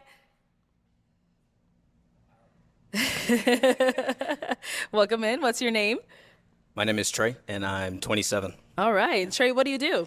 Yeah, so I do a couple things. No pops. Certainly he's not going to do anything to fuck this up. I work for a project consulting company. Okay. And I operate as an owner's rep project manager on behalf of a tech company working in like critical environments. Nice. Very nice. Not sexy. Now, what are some things you like to do for fun? Yeah, so I do a few things. Right now I'm leading a book club. That's a ton of fun. So I do a lot of reading. All right. Love to salsa. Oh, yeah. I did see you bring that up, Dr. Midnight. Were you asking about if we were going to do a book channel? Because I'll definitely make one after the stream if y'all still want one. Okay. What else? I'm really passionate about mentorship with like the youth as well. Nice. Nobody popped. I love wine, so I do like wine reviews. Ooh. That's fun. I feel like I'm missing something, Arlette. Yeah, no, 100%. I think I would be extremely nervous. Let me tell you all something about me. If I haven't told you, I think I'm pretty open on here. But I have pretty bad social anxiety, believe it or not. Like once I'm comfortable in a place, then I'm fine. I could be the center of attention. I could be funny or whatever, right? But in that initial kind of like deal, I'm very like I need my anchor. You know, I'm the same way every time. Every time I go if I went to a house party or something, and I didn't know anybody, but the homie's like, nah, you should come over, and I'm like, yeah, I'm gonna be that dude who like hovers near the homie the whole time because like that's my safety net. Like I don't know anybody, you know. Like my brother, he's the type he would go there and he'd disappear and come back home with like 15 new best friends. But I'm not that type of dude, right? Not to toot my own horn, but you know, back in the day, your boy, you know, he got attention, okay? And people would always be like flabbergasted, like, bro, get out there, bro, like, oh, like blah blah blah blah blah, and I'm like, nah, yeah, I don't want to drink, whatever, you know. And then, you know, if somebody broke the ice, talk to me, then boom, you know, I'm not socially awkward in conversation, right? But I am very socially awkward in breaking the ice. So this right here, I don't know if this would be easier because if it was because it's already set up for me and I don't have to be, you know, but the fact that I don't know if I'm going to get rejected or not, that's where the anxiety is going to go through the roof, you know? No. Uh-oh, what you're missing? You telling us. Talk about it later. Okay. Wait, what? Wait, I missed it. So I do like wine reviews. That's fun. I feel like I'm missing something, Arlette. Uh-oh, what you're missing? You telling us. Oh, he said he does wine reviews for fun. That's all right. As well. Nice. I love wine, so I do like wine reviews. That's fun. I feel like I'm missing something, Arlette. Uh-oh, what you're missing? You telling us. Disease spread. Talk about it later. You're damn right. Okay. You're damn right. What are some things you look for in a woman? Yeah, so there's See, and that's another thing. Like I'm of the. I want to write a book. I want to write a version of the pickup artist, right? But it's gonna be like for normal dudes who view other people as human beings, right? Look, you know, if you are looking for a partner, and you think that the people that you look for partners in are actual human beings, I want to write a book for that, right? Not like, you know, there won't be any allusions to like predators or looking at your partner as prey, right? No, none of that. But one of the things that would be like on the top of the list for advice in dating is to literally be yourself. Like, be everything you are. Do all within reason, right? If you got things you're working on, right? You know, if you have a temper problem or something, like you don't gotta bust that out right away. You don't gotta. You're not talking to her about your mood regulation disorders on the first date, right? Because you're working on that, and hopefully you got that under control. But be yourself. Justin says, be the partner you're looking for. I would actually, that might be good advice. It's different than what I'm saying, though. Don't be the partner you want. Be literally who you are. Oh, but you know, treat others as you would, you know, want to treat others. You know, if you want a kind partner, if you want an understanding partner, be kind and understanding for sure. But as far as your personality, let me tell you all something. I have always loved video games. I have always loved comic books. But in my 20s, like when I was, you know, would I be out there telling, oh yeah, I love sitting for 10 hours playing video games? Like, no, you're pretending to be cool and you know, and talk up that you're in the military and you love sports, and, you know, all the things that you're supposed to like. Here's what that ends up doing, though. It ends up attracting people who will eventually get to know you anyway. And then sometimes they'll be okay with it and oh yeah, he ended up being a comic book. Sometimes they won't. And if they stay with you because they don't want to break up with you because you like comics, then there's all you're gonna do from that point is build resentment. I'm sure you wouldn't, but I laid down the. You're talking about your mood regulations. Hey, appreciate it. Thanks for coming out. By the way, I take 6 different mental health meds. If you catch me on the wrong day, I might flip the fuck out. But don't worry, I've never been violent towards any humans yet. But I'm working on it. Where are you going? I was told to be myself. What the fuck's going on? Be yourself unless you can be black. Definitely don't do that. Because eventually you're gonna let her down. Eventually. Oh shit. For a date to see Black Panther, be yourself unless you can be Batman. Oh man. No, I'm telling you right now, in this situation, I guarantee you I'm getting Ace pops out the gate. Even if there was like a version where it was all like 40-year-olds and shit, so I'm not getting popped because I'm an old man, right? I'm getting popped because like, oh, what do you like to do for fun? Honestly, this is exactly what I would say. Honestly, I'm pretty chill. I don't really like long drives and long flights, so I don't travel much. I love to stay in the house. I'm a homebody. And honestly, I could spend all day watching TV, or I could spend all day on the video games. I started taking up art recently, but you know how Marvel Rivals is. You guys know what Marvel Rivals is? Oh, it's a game. It's kind of like Overwatch. You don't know what Overwatch is either. Okay. Well, anyways, I could play that shit for like 12 hours straight. Honestly. Yeah, I gotta.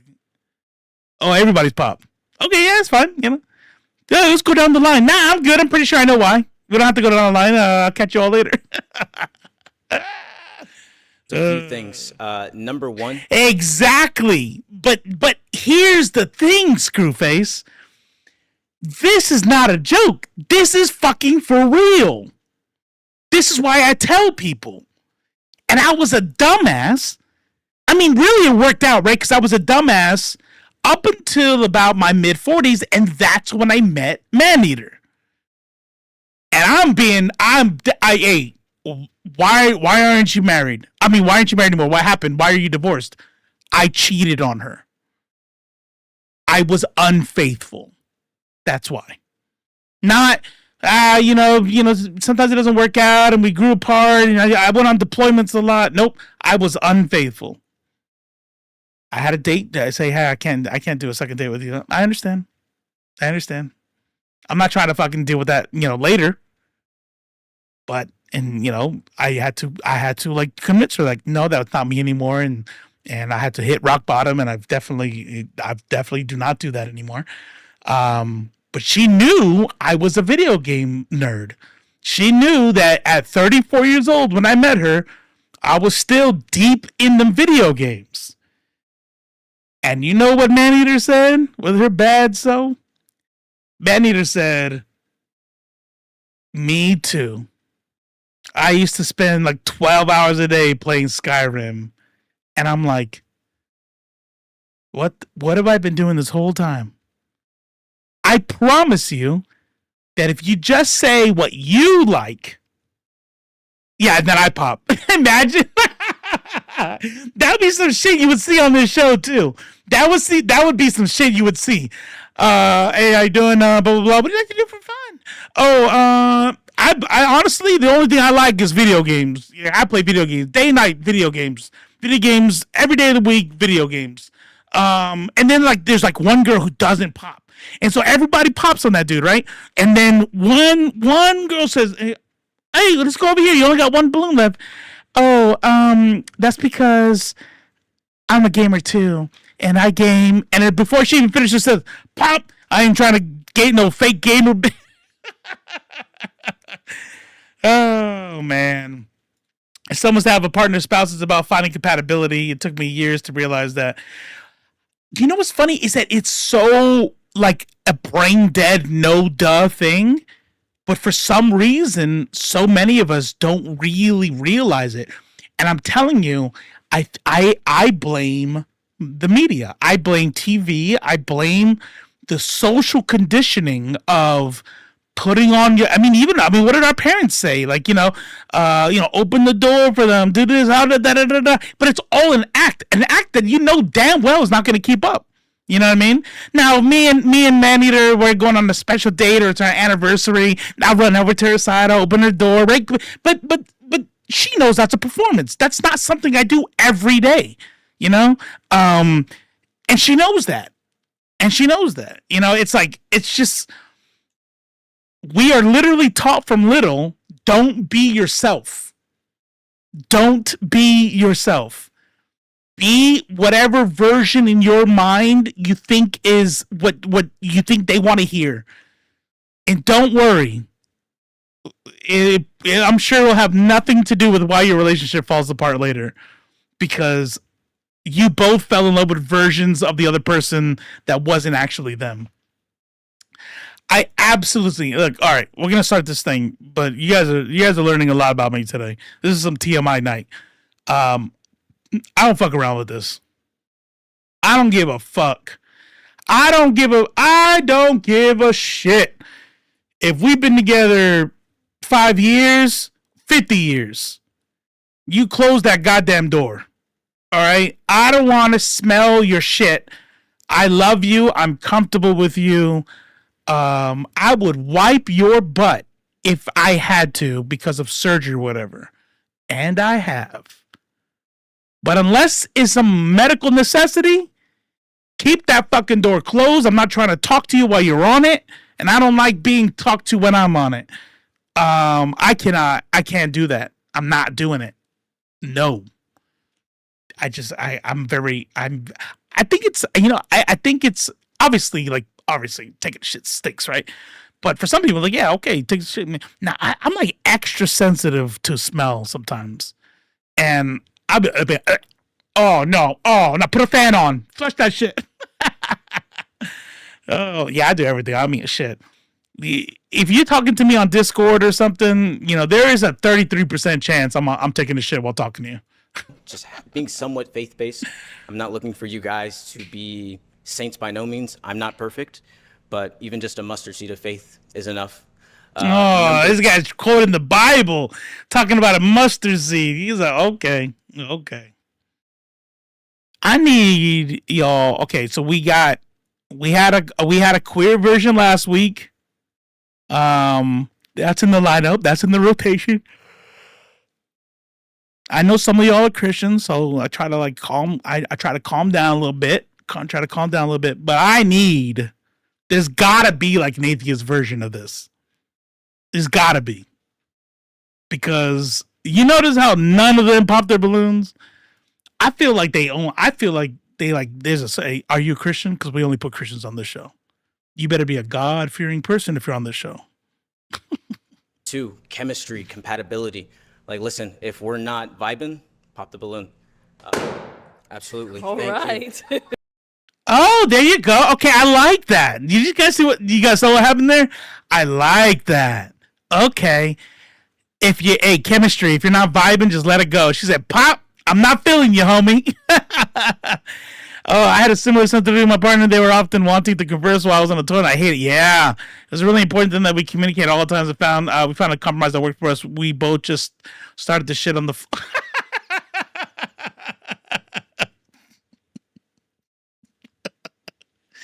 That's good.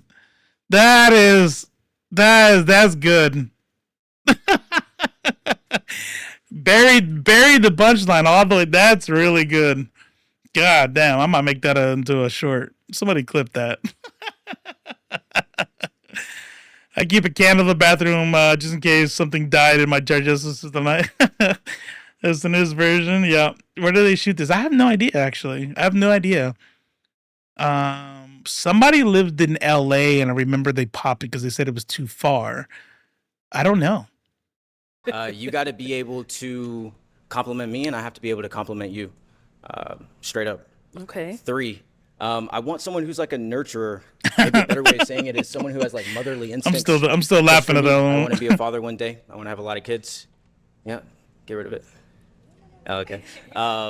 Yeah, I want to be a father one day. Want to have kids. So I definitely want to be with a woman who also wants to have strong family. You know what I mean? Okay. Number 4 is I want a woman who understands I'm the head of the house, that she knows that she comes second to me. I will love her like, Jesus loved the church, but Jesus in charge, right? Yeah. I'm in charge. intellect, being cerebral. Like, listen, if we're going to be life partners, I'm going to know you for a long time. True. I can be physically stimulated. I mean, I think being people of color and being religious are common too. No, you're right. It's something I got to get the fuck over. That's what I got to do. I lived in San Diego, Seattle, right? So there's places where you're going to find, it's not like super churchy, right? But living in the South, you're not going to find many atheists of color. You know what I'm saying? Stimulated by a woman, like that's basically all men. But what I desire is to be intellectually, right? If we're going to be best friends for a long time. I would have popped just because of how much this dude's talking. Like, I talk that much. I say, bro, we can't both be talking like that, because then we'd just be talking all day, but get nothing done. If you talk as much as me, that's not going to work. To be able to have deep, complex conversations about a wide variety of things. And then lastly, this is just a bonus, but humor. Like, I feel like yeah, absolutely. I feel like I'm I don't know, quirky guy. I like to have fun, be playful. So if you can match that with a bit of banter, like, I love that. So nice. All right, now what are some of your deals? She said, I'm not funny. I'm serious. You could be funny. I'm not funny. Breakers. Yeah, I try to be open, so I'll keep it simple right now. Okay. But if you don't like cats, or you're allergic to cats, boom. Yeah. Nigel, I'm gonna find you a mom, bro. Don't worry. Don't worry. So that's good. All right. Well, we did get some pop balloons. Let's go on over there, see why they ended up popping. Let's start over here. Your name and age? I'm Morgan, and I'm 24. And Morgan, what do you do? I work in insurance. So why did you end up popping your balloon? He seems really sweet. I would say the height. And that's just it. But you're very nice. I love how well spoken you are as well. Appreciate it. Okay. Now at least she's saying that while being taller than him. First of all, I don't think that. Nah. I think that's legit. I know dudes want to, your height, your weight. Oh, but if I said something about your weight, no, it's not the same thing. Because she didn't say weight. But if you walk in there 6'4", come on now. I'm talking about her. I'm sure some dudes would be okay with that. But there are plenty of dudes out there who would not want to date, no matter how in shape they are. They don't want to. They're gonna feel insecure next to a 6'4" woman. We're talking about height. How tall are you? I mean, I didn't stretch this morning. I'm he said. Cameraman said, "What are those?" On a good day, yeah. On a good day. Yeah. Thank you. Long where it matters. But, wait, what? How tall is he? Now, how tall are you? I mean, I didn't stretch this morning. I'm usually 6 foot, but right now I'm like. On a good day, yeah. Yeah, on a good day. Yeah. Thank you. Long where it matters. He's funny. I guarantee you, when he said that, who's ever popped now is like, damn, maybe I shouldn't pop. Cause I'll tell you what, humor's an aphrodisiac. If you're funny, I don't give a fuck how much you weigh. I don't care how tall you are. If you're funny, you're gonna find yourself a partner easy. But no, I'm 5'9", 5'9" and 7/8 of an inch. Short kings. Yeah. Yes. And then how tall are you? I'm like 5'7". 5'7". Yeah. Okay. All right. Oh wow, she's look. Yeah. He's yeah. Now is she someone that's your type? She's cool. Definitely pretty. I love the lips. Green's my favorite color. Toes are smooth. I feel like that's always a bonus. Yeah. Probably wouldn't hit on her like on a proper night out or something, but she's pretty. Cool. No complaints. Thank you. Then we did get. What does that mean? Why did you do that? That's weird. I love your lips. I think you're beautiful. Favorite color. Those toes. Yep. Nah, I would have hit on you though. I mean, I wouldn't talk to you, but somebody. I notice a lot of people bring up feet. But you know what? I'm not going to kink shame. I don't get it. I don't get it. People don't understand sometimes my obsession with breasts. You know, I probably take it to a weird level sometimes. That's okay. That's me. Some people like feet. Some more down here. Okay, that's a good one. Look at you being all charitable and shit. Okay. I'm over here thinking maybe you should. Okay, you know what? Let me stop. You're right, DSP. I'll be better. Your name and age. Hi, my name is Brianna, and I'm 24. And Brianna, what do you do? I work in. See, I'm gonna tell you guys a secret. You know why I keep coming back to this show? Like, you know, got the Jamaican version, the New York version, and this show consistently has the most beautiful women consistently, and it's just good. It's good to watch. In finance, and I'm also an MBA student at SMU in Dallas. She plays in the NBA. So why did you end up popping your balloon? Just kidding. For me, it was the cats. I do not like cats at all, but he was extremely well spoken. He's very handsome. Thank you. And I liked everything that he said, other than the cats. Okay. Yeah. All right. Now, is she someone that's your type? Facts. Honestly, not really. Okay, that's two dark ladies in a row. Light skin needs to. I think light skin has to be, and she is gorgeous. You know, we got the screen small here. Wait, no, where's it? She is very, very, very, very attractive. Yes. Where's the background? Monitor. Oh, it's locked. Yeah, but let me do this anyway. That is a gorgeous lady. Like, excellent body, beautiful smile, beautiful skin. Come on now. Come on. But she's pretty. I mean, it's kind of hard being up here, and then I know, you know what I mean. know. Like, I don't Everyone want to be says too that. real, but yeah. Okay. Really. So if you saw her out, you wouldn't approach her? Probably not. Okay, cool. Thank Thank you. you. Say why. No. Say why. I want to know why. Because if he said something like, honestly, I feel like she'd be intimidating. He can't say that, though. Not because of anything toxic. I think he wouldn't be able to say that because legit, I might say that. But think about this. If I told somebody, if I was like, maybe I did my honest thing. If I told somebody that, honestly, you're actually like too beautiful, I probably would not approach you because I don't know, you would make me nervous. What does that say about the woman that you end up picking? You can't say shit like that out loud. Let's go over here. Your name and age. Hi, I'm Janaya. I'm 25. Okay. If he says he wouldn't approach her, good, because now we got a light-skinned lady on there that he says that to. But then it's gonna be something else. I think if he says he would approach her, then dude's canceled. Okay, he's canceled. But if he does say he wouldn't approach her, then that means he's not gonna say yes to anybody who popped on him, and he's hurt. He's not showing it, but he's hurt. And Janaya, what do you do?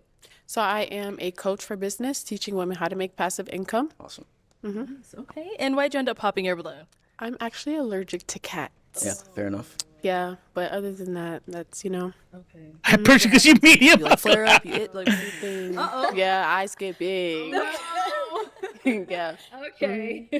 But apart from the cats, I think you had your balloon on pop before he said that, right? Yeah. Okay. I think you're very also well-spoken, seem very intelligent. You look like you have a personality. Thank you. But other than that, it's the only reason why. Okay, understandable. And is she someone that's your type? She looks good. Yeah, Thank absolutely. you. Canceled. Look at that. Wait. Look. Canceled. Look. Hold on. Wait, no. Stop it. Wait. Is she someone that's your type? Wait. I want you to see something. I want you all to see what I see. Hold on, Stop it. I just want to click you. There you go. There you go. Take a look at my next wife. Check this out. She looks good. Yeah, Thank absolutely. you. She's like, yeah, like you bitch. I know exactly what this shit is. Oh. I do gotta add, I shouldn't have said nothing about my cat. I'm putting a lot on the line for him right now. Crazy. Nigel, look what you're doing. Yeah, seriously, bro. Come on, man. All right, thank you. And then we had one more down over here. Your name and age. Sade, and I'm 24. All right. And Sade, what do you do? And I'm an esthetician. Okay. And why did you end up popping your balloon? He mentioned someone who has humor. I don't think I'm very funny. Okay. But something nice. I like the crossing. First impression, a good style. Okay. Thank you. Okay. I'm not. I did see what he's about to say next. This is the only part I saw. This is what convinced me to watch this one. I just want to prep y'all. He did not have to say this. Yes. So you want someone that's also funny as well? Is that what you meant by humor, or like they just have a sense of humor, like they can laugh? Well, I at said stuff? it's a bonus. You know what I mean? Okay. So, but no worries. I mean, I want someone who I can go out, have some fun with, you know, life of the party per se. Okay. It's cool. All right. So is she someone that's your type? Not really, to be honest. Okay. And why not? The face is a bit wrinkly for me. Okay. All right. Thank you. Let's go. You didn't have to say that. Oh, you didn't have to say that. That's rough. I'm embarrassed. I have like this cringe in my heart. Like we can see it, dog. Like we know. You don't think that is a fucking giant insecurity for her?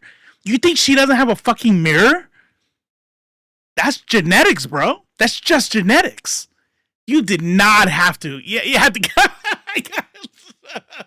yeah. That we all need to be like, can we? I need a break. I just need like 15 seconds to recompose myself. Oh no. But we're gonna hear it again. Hold on. Okay. And why not? The face is a bit wrinkly. Oh, and her face too. And her face, like meaning no, not her face, like the face she made, and she keeps a smile on, and that man, that breaks my heart a little bit.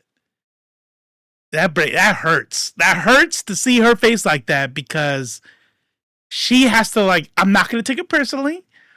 I'm not gonna lash out. I'm not gonna crash out. I'm gonna smile, because if I say what I want to say, then he'll know it bothers me, and I'm gonna act like it doesn't bother me. I have to.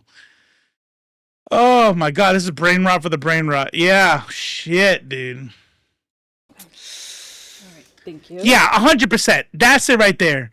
Like all that nice guy shit, blah blah blah. I'm like, Jesus Christ and Lord, and you got to be a woman of God, and I don't honesty, and like, bitch, your face wrinkly. That's why I don't want you. Like what? No, you're not a good dude. You're not a good dude.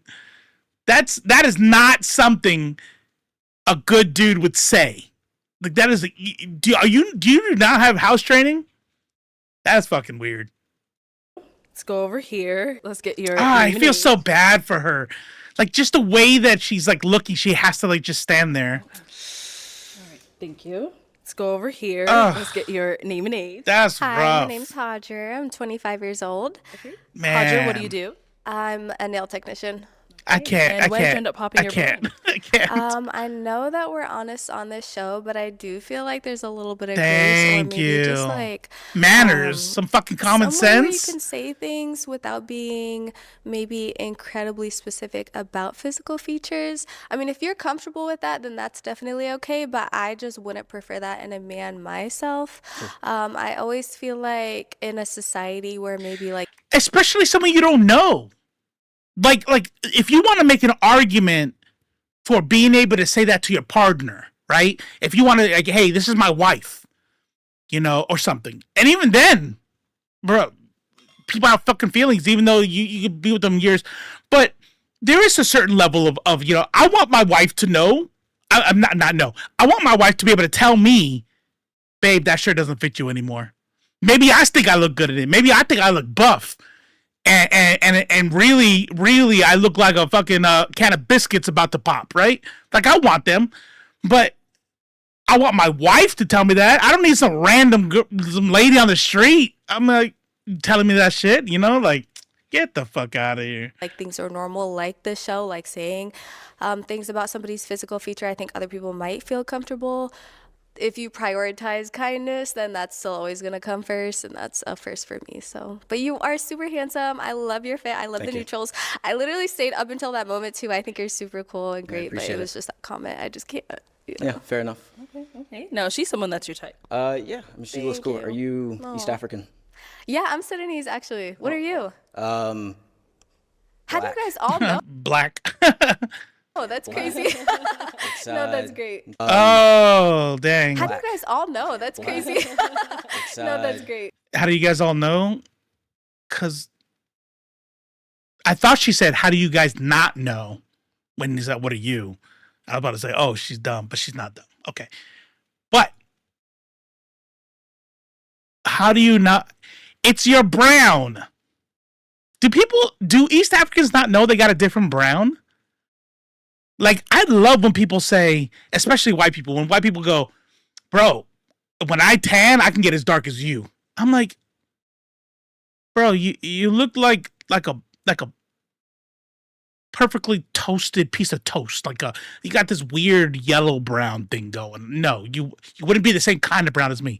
East Africans have like this kind of like, what would you call it? Like a milky brown. I don't know, but you could tell the difference between, you know, her brown, which is like a West African brown, and an East African brown. Like Somalis, they're like this kind of brown, and I could always tell.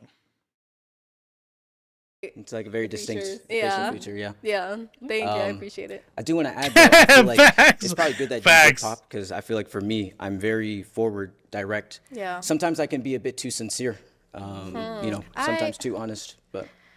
Not gonna lie, I'm a super honest person too, and I think there's a big difference between honesty and comments like that. I think you could be honest without pinpointing, maybe Without being fucking mean. Without being fucking rude. That's why. I'm sorry, I have an honest heart and I don't know how to lie. Shut up, bitch. Then that means you better be autistic. Maybe you're autistic. If you're autistic, then okay, maybe you get a pass, right? But if you're not autistic, bro, fucking learn some kindness, dumbass. people, especially women. But I mean, Hey, yeah, I mean, this you isn't said my what you typical said. environment of Yeah, dating. it is but kind I of weird. respect Yeah, it. I feel you. God, she is so pretty. She is really pretty. Way too young, but very attractive. But oh, girl, Darkwood. Excuse me. Okay, so we've got 2 balloons left unpopped.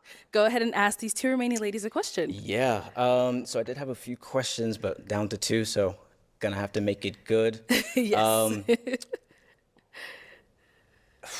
How do you desire for me to make you feel in a relationship? I'll say it one more time. How do you desire? I will say it one more time. I would have popped on that. I would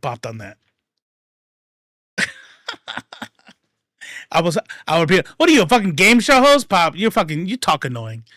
That's why I popped. For me to make you feel in a relationship, I need you to be honest, sincere, and totally transparent, because if I cannot provide that for you, I don't want to waste your time. So. Okay, let's start first with your name and. I'm not gonna lie. I hate questions like that. I hate questions like that, because, and the reason is because what the fuck do you think they're gonna say? And what is it could they say that you couldn't provide? Like, are they gonna say, hey, I want you to have a fucking 10-inch baseball bat between your legs? You know, I want you to be able to, you know, to go all night. I want you to have $1 million in your bank account. No, they're all gonna say the same stuff. They're gonna go, "I'm looking for a man who's honest and da da da da. Yeah, he's a thinker. You know, he can support me and da da da da." Because these are normal things that people are gonna say. What a waste of time. Like I hate. You know why I hate dudes like this? Dudes like this frustrate me when I meet them in real life. Like if I work with them or something, because there's dudes like this that swear they're deep. They swear that like I'm just an intellectual. I'm like, bro, you're not. You're saying like the most basic shit right now. And shit that don't even make any sense. Like, I don't know, I'm different. Like, I like women that, you know, I can connect with. Yeah, motherfucker, because men typically don't like women they connect with. He's pissing me off. After the wrinkle thing, he's pissed me off. Age. Hi, my name's Hannah. I'm 23 years old. And Hannah, what do you do? I'm a veterinary technician, and I'm an upcoming model as well. Nice. Yeah. All right, if you want to go just answer his question. Yeah, so, I mean, me personally, I just really want to be loved like anyone else, but I want to be able. Pop. Sorry, I have a disease in my brain. I can't love anybody. To also feel like I can communicate with my partner. Yeah, super weak. If, super weak. We go through our rough patches. I missed. talk it out and not like go to sleep at night and God, be she's angry pretty all day. too. And that's a big. I mean, her head. I will say. See, I'm gonna say something here, but I wouldn't say it online. I'd be like, your head is kind of shaped like Roger from American Dad, but other than that, gorgeous. Like face, teeth, body, the voice. Yeah. But she got like a xenophobe. Xenophobe? No, what is it? What are those aliens called? What are the aliens called? From the movie Aliens? Big thing for me, communication. Define. Yeah. Define love. Bitch, get the fuck out of here. Please pop your balloon. Please pop your goddamn balloon. I'll deal with the head. Chill. Xenomorph. That's what I meant. Xenomorph. Love is just being able to, I wouldn't say like sacrifice everything for, your partner, but at the same time, willing to give some part of you and receive back. Yeah, that's real. Good. Cool. Okay, thank you. All right, your name and age. Hi, I'm Naila. I'm 25. No, yeah, no, 100% Screwface, 100%. I'm a track coach, a educator, and I am a doctoral. What are you gonna say, homie? What are you gonna say? You're gonna make the lines that go down your nose there. I hate that. The way your hair is shaped, it's kind of flat and then goes straight down. I hate that too. Honestly, I just think you're fucking ugly. But I say that with respect, like in front of the Lord Jesus Christ, I'm a man of God and I'm just being honest. I feel called to be honest. I'm getting my doctorate. Yeah. Smart. Look at that. Go ahead and just answer his question. So I would love to be, I want you to give me confidence, even though I already have confidence, but just like make me more confident. Let me know that like I'm the one that you want. You know what I mean? Also, I think he pops her and he's gonna give a bullshit ass reason, but yeah, he's probably gonna say something like this, right? But I'm telling you right now, if oh yeah, I did want to talk about this. All right, we're gonna do like a quick little thing after this. Usually I end it with brain rot, but there is one little tiny thing. It'll be quick. I'm gonna tell you why he'll really pop her. Now this might be a waste of time if he actually ends up picking. If he ends up picking her, this never happened. But if he pops her, it's gonna be because he is that dude who likes to think he's deep. That likes, the way he talks is. I want people to think I'm an intellectual. He thinks he's an intellectual. And his subconscious is going to be like, oh, she's got a doctorate. She's going to know I'm not smart. I'm going to feel stupid around her, and I don't like it. Like height for some dudes, right, is a thing, but he's a little guy, and obviously height's not gonna be a thing because he would just date nobody then at that point. It's gonna be intellect. If he feels like he cannot be superior intellectually, he's gonna pop. So I think just like not have to worry about anything, like know that you got me. So like even if we're angry, we're not gonna like go to bed upset. You know what I mean? Like we know that we're angry, but we know that we're gonna talk about it after. Understood. So. Mm-hmm. And the way that I could give you confidence, is it through words of affirmation? Is it through, what are some of the ways that you get that? Words of affirmation help, but it's kind of more of like the nonverbals for me. So like, opening my door for me or just checking for me. You know what I mean? She's super pretty too. Yeah, so it's more so the nonverbals. Cool. You know what's wild is I think this is the first lineup that like damn near every woman on here was not just attractive, very attractive. We all know which one. We don't have to say nothing.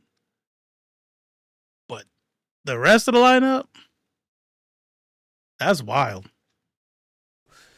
Good. Yeah. If I got popped on by everybody, I would cry. I'd be like, what? All right. Ladies, any questions for him? I think you pretty much covered like all of the questions that I was gonna ask. Okay. And he like off the bat just pretty much like answered all of mine, like with religion and everything, and he was pretty straightforward.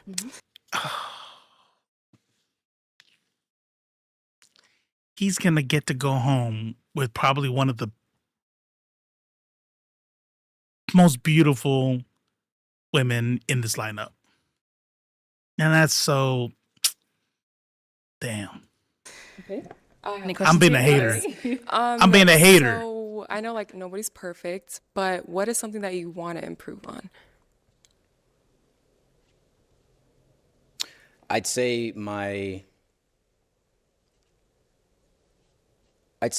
obedience towards him. Oh God! Just being very consistent with. That's a non-answer. That's what I'm talking about. That's a non-answer. That's not a fucking answer.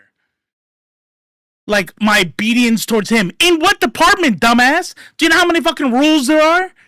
Is it to not lie, to not cheat, to not steal, to love your neighbor, to love your enemies, to spread the good word? To what? What? That's a fucking cop-out answer. With that, of course, we're not perfect, right? Sometimes we wake up and we're not feeling a certain. No, that's a non-answer. We're not feeling. I hate this dude so fucking much. But it's like I damn near want to fight him. I've been reading recently, like I'm crashing out. To fear God, and it means to love Him with all your heart, and also to follow His commandments. And so I want to be obedient to that because I know that is where I will get fulfillment from in life. Mm-hmm. So I would say that, and then if I do that, everything else will sort itself out. I'm not worried about anything else about rent, food, that'll be covered. So. Okay. What does love mean to you? Great question. I love her. God, I love her. I love her more. So she made the face because she knows exactly what was up. And that little fucking like. Mean to you. Watch this. Great question. God, what a fucking idiot. Like, yeah. I think love for me, kind of what the young lady said before, it's just about sacrifice. Young lady? Young lady? Being able to sacrifice for someone. The young lady? Really? For their imperfections. Being able to see past that. Loving them through sick, through poor, through all these things.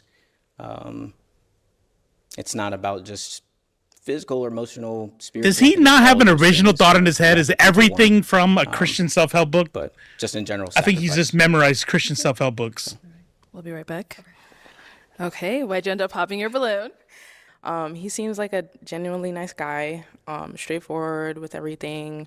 Like I can relate in some aspects to him, but I don't think I would find him like romantically like attractive in the long run. Yeah. He is attractive. Yeah, knock that motherfucker down a couple notches. There, 100%. Okay, I see. Now, she's someone that's your type. No. Oh are you lying, bitch? I mean, kind of just going back to the second thing I said, just chemistry. Like I feel like Yeah, lie ass I bitch. really, like want her. You know what I mean? So That's why she popped the balloon on you, motherfucker. You can't use that first. That's real. I appreciate that. Yeah, of course. Thank you. Let's go back over here. Now, she's someone that's your type. No. Okay. All right. And why not? Just not physically attracted to her. Okay. Yeah. Alrighty. What, So you did too- have your balloon too unpopped pretty? for quite some time. Too Why pretty? so? Good. You seem like a cool person, and like I love humor as well. So, and like I saw your Get the fuck out of here. Wait, oh yeah, skin's too perfect, smile's too perfect, knows how to dress, stylish, what? No, bitch. No, you don't like her because she's dark. You don't like her because she's dark, and you don't like her because she makes you feel intellectually insecure. That's why. She was a... Get the fuck out of here. Get the fuck out of here. You damn as you were right. going by. That's exactly right. Most of your answers were really good, so I didn't like have an issue with it. That's it right there. I didn't have a problem really. Cool. Thank you. All right, Trey. Well, that is all of the balloons. Yeah. Unfortunately, but thank you so much for coming on. Let's give it up. I'm a for hater. I'm a Trey hater. Thank you. Yeah, fuck off. Go get some non-answer to somebody else. All right. The one thing I did want to say real quick. If I streamed every day, I would just do this tomorrow, but I wanted to talk about this real fast. Because I think it is interesting, honestly. When I critique her and talk about her problematic language and how she talks to people, relying on fat phobia, queer phobia, and ableism, people say I'm reaching, but people will say I'm wrong to call her in. This whole calling out. I'm going to be honest with y'all. I get it. I understand the spirit of what people mean when they talk about calling in versus calling out. Nah, I get it. Whatever. I talked to her directly. I talked to her directly about these issues, but it obviously did not resonate with her. She continues to show herself to be problematic, which is not good for whatever the movement is supposed to be. So Jasmine Crockett, called Governor Greg Abbott, who, I'm going to be honest, I had no idea that dude was in the wheelchair. I just don't follow. I don't follow Texas politics that closely, and the only time I've ever like looked into this dude is when he was like setting up razor wire in the river to make sure that the people trying to cross would not only die but also like get cut up so you can suffer a little bit more when you're dying. But I had no idea he was in a wheelchair. But she calls him Governor Hot Wheels. And it is getting a mixed reception online. And I'll be honest with y'all. I wanted to talk about it, I wanted to see what y'all had to say about it. But I'm gonna be dead ass. I don't know how to feel about it. I don't know if like it absolutely is a good burn, right? It's a good burn.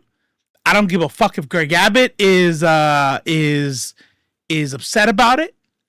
I hope his feelings are hurt, right? All of that's true. But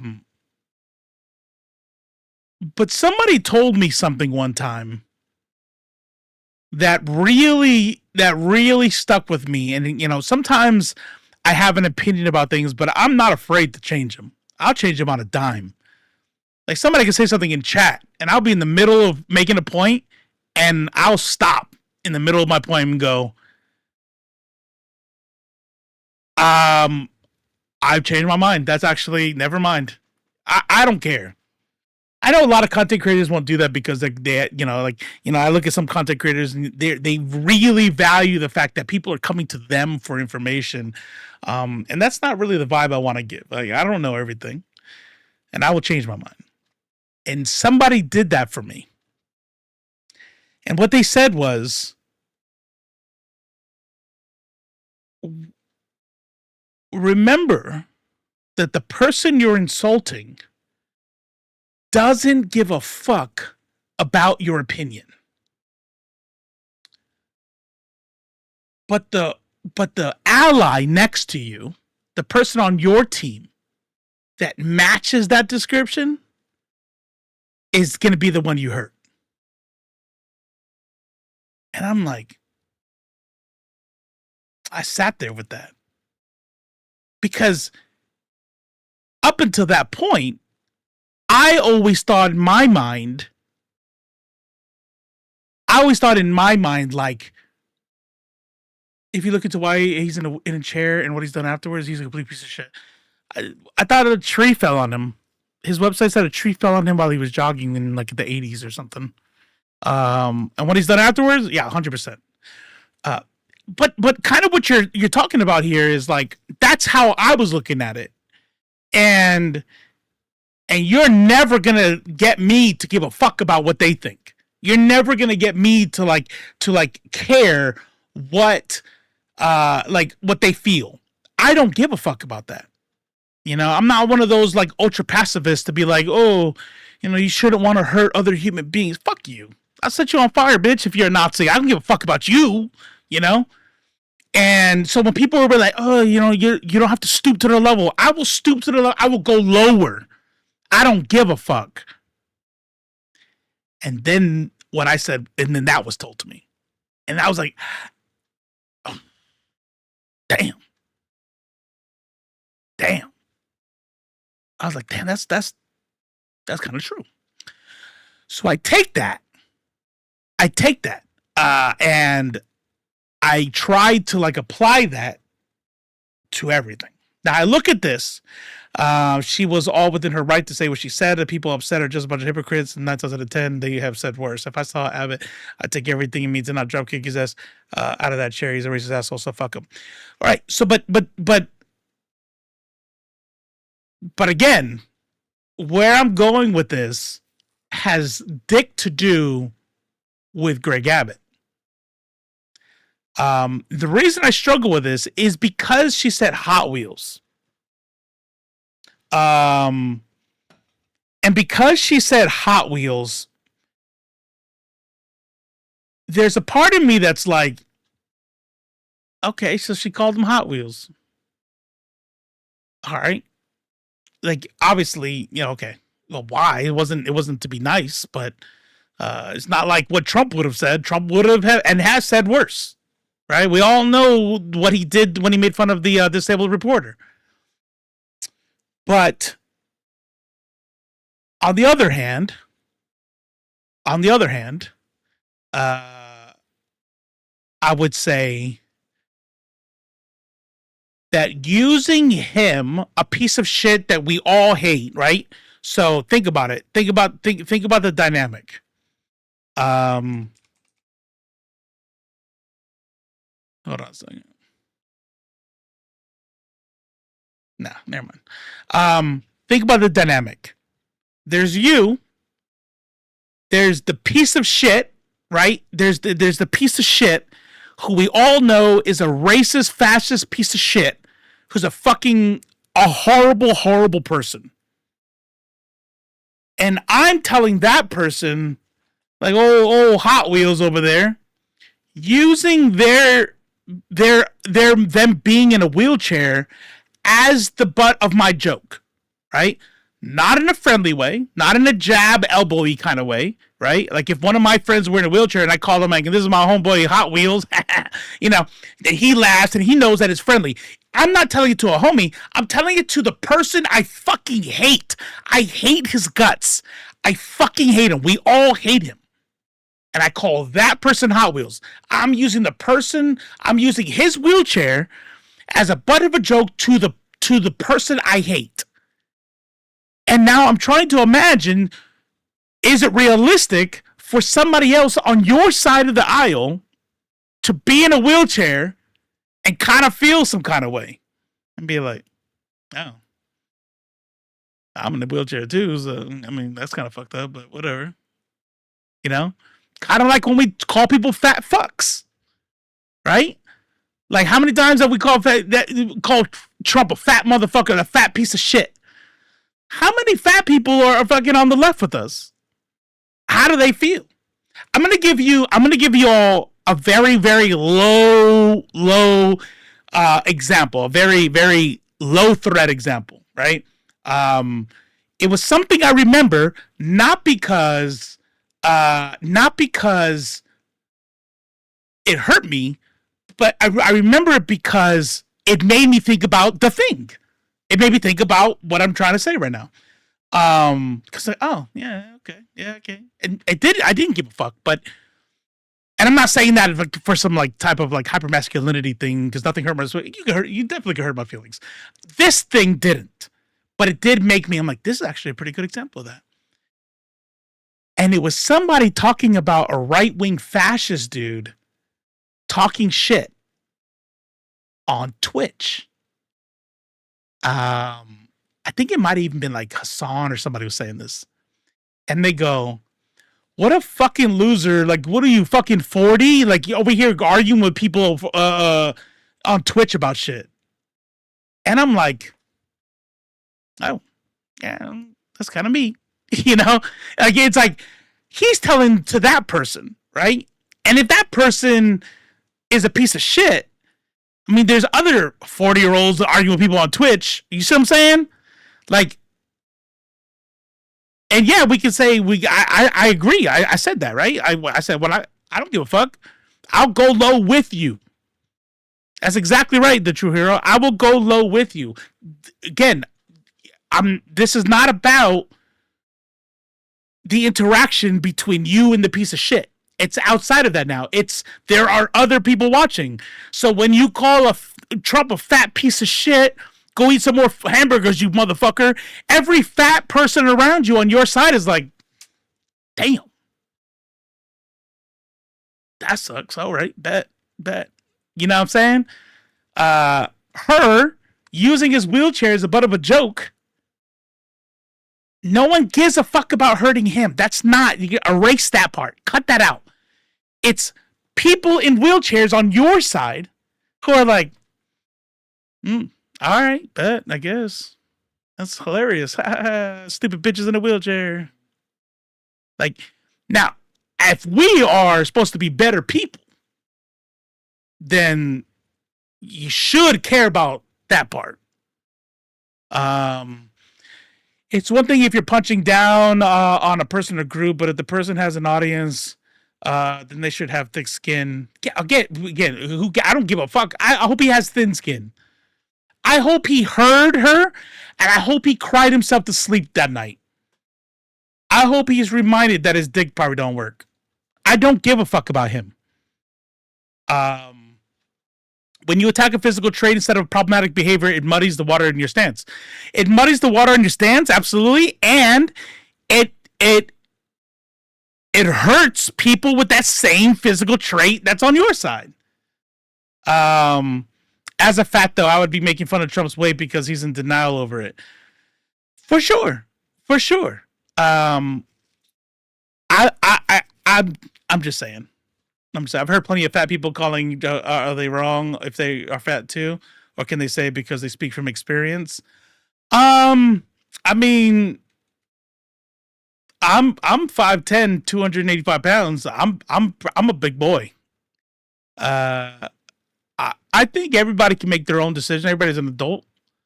I would just say, before as I grow and I try to be better, I just think about the secondary effects of what I have to say. That's why all of us were like cringing at what he said about that woman, because we know that regardless of her smile, that had to have hurt her. That sucks. And that's what the shit I imagine. I imagine somebody else being hurt, you know? And if there's a possibility of me hurting somebody else like that, then, you know, but if you're fat, I definitely say in my opinion, I probably even a fat person, I probably wouldn't personally, I wouldn't say it. I'm trying to be careful because I don't like saying shit like, you know, unless we're talking about like racism, like straight up like there's a line. I do think this is like probably there's some gray area, there's some wiggle room. Like I don't know what the fucking answer is, so I can only give like what I do and don't do. I don't want to ever put myself in a position where I think somebody else is saying something because like I inadvertently gave them permission, like as a social contract, right? Like we're all yelling at somebody, calling somebody a fat piece of shit. You fucking fat fuck, fuck you, you bitch. I hope you fucking die, you fat fuck. And then now a skinny person next to me, yeah, you fucking fat bitch. And it's like, hey, I'm fat. You can't say that, you know. But in my doing that, I kind of like, you know, I as a social contract, people on my side are like, yeah, we get to go in now. So that's why I try. I'm always thinking about secondary effects. So if you say it, whatever. You know what I mean? I'm just saying, think about that. I'm a true empath, meaning I give the same energy they give me. For sure. Right? For sure.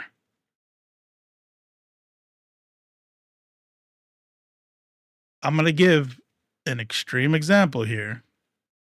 I'm not saying it's the same thing. I know y'all, some of y'all are not going to hear me, but I'm telling you, I know it's not the same thing. It's to illustrate an example. If a non-black person called Herschel Walker or Candace Owens the N-word with an ER, no, it is not the same thing as saying Hot Wheels. No, I'm just saying I'm going to go low. And I don't give a fuck. When I go low, I match their energy. Everybody would be right to stop, time the fuck out. No, that's not okay. That is what is that word? That is a hurtful word. There's a fucking dark history behind that shit. You don't fucking get to say that shit. And I'm talking about them though. I'm talking about these fucking Nazis over there. Nah, homie, that's not okay. Now, although I know that other things like even fat fuck is not at the level of the N-word, I know that, but still the same principle applies. Like, I wouldn't say shit that is going to hurt people, especially when they're on my side, because I don't give a fuck if I hurt Nazis' feelings. So I'm not gonna use somebody's wheelchair as at the butt of my joke. I'm gonna say something else to try to hurt them. But not that. So I said I wasn't sure before, but I guess you all saw real time me kind of digesting it because I don't think I really sat and thought about it. Yeah, I don't think it was right. I don't think it's right. I don't know that if I will say this. Let me give one kind of like addendum though. I don't know that it was so bad that I would be like, wow, what an ableist fucking piece of shit. And the only reason why I say that is because she said Hot Wheels. Now, because it was Hot Wheels and not like, you know, you fucking cripple or some shit like that. You know what I mean? Like, she's not going to use some like super like hard hitting derogatory word to which I'd be like, yeah, that's ableist as fuck. That's fucked up. She said Hot Wheels. I'm like, do I think that's okay? No, I don't think that's okay. Do I think it's the end of the world and that makes her ableist and shit? Like, nah, I think some people might be overreacting. I think people should be medium reacting. Let me tell y'all something. I'll tell you something and then we're gonna call it a night. Oh yeah. Oh, yeah. I guarantee he says it to this day. Has used? No. Uses. Current tense. 100%. 100%. Again, I don't care about his feelings or what it does to him.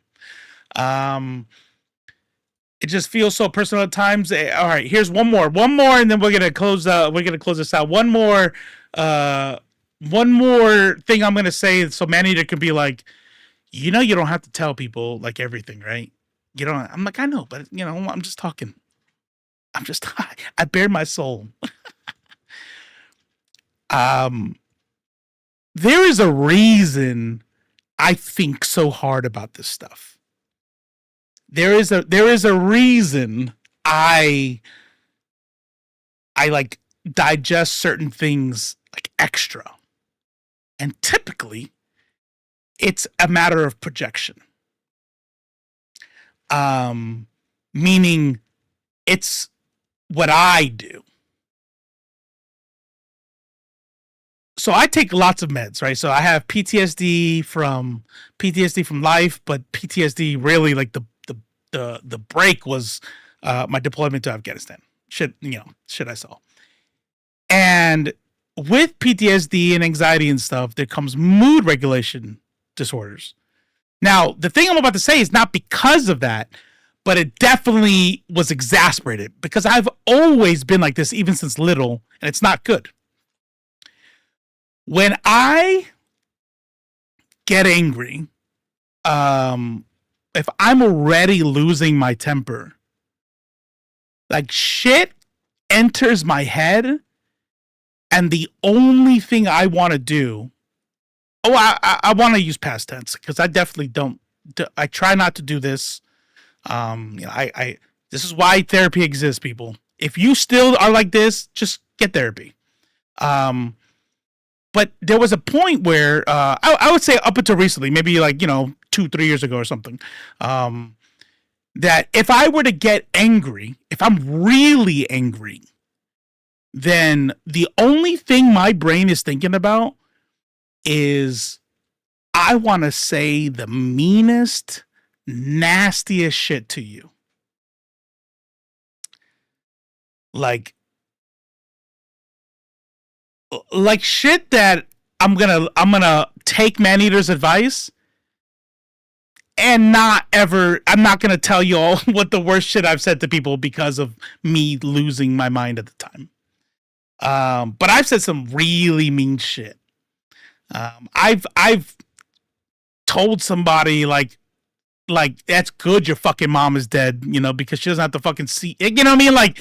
Like really, really not good things. And then I always, and this is how I know that it's because of the mood regulation problems, is because every time I'm always regretting what I said.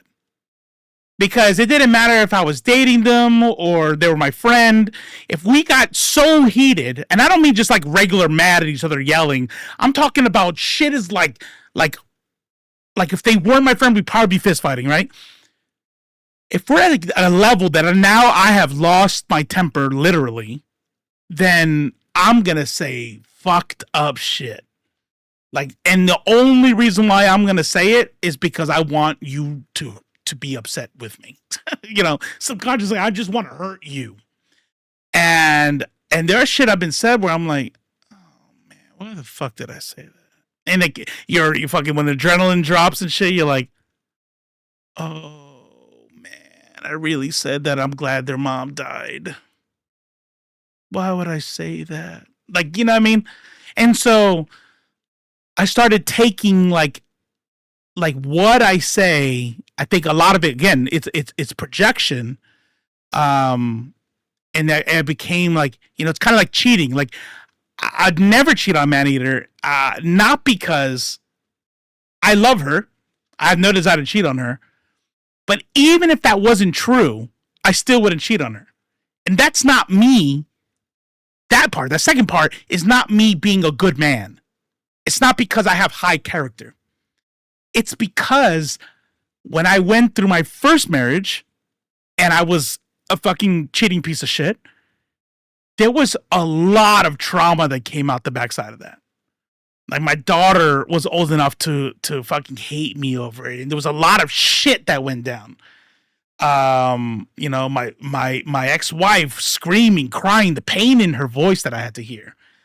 Now that was in my late 20s. I'm 44 now, right? But that like situation, like the feeling of wanting to fucking throw up because you're in the shower and you forgot your phone out in the living room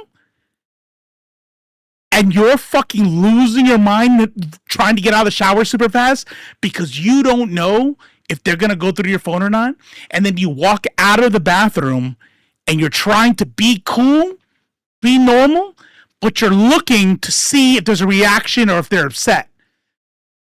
And you might go, hey, were we watching TV tonight? And she'll go, yeah, what do you want to watch? And then you're like, oh, God. Whew, she didn't go through my phone.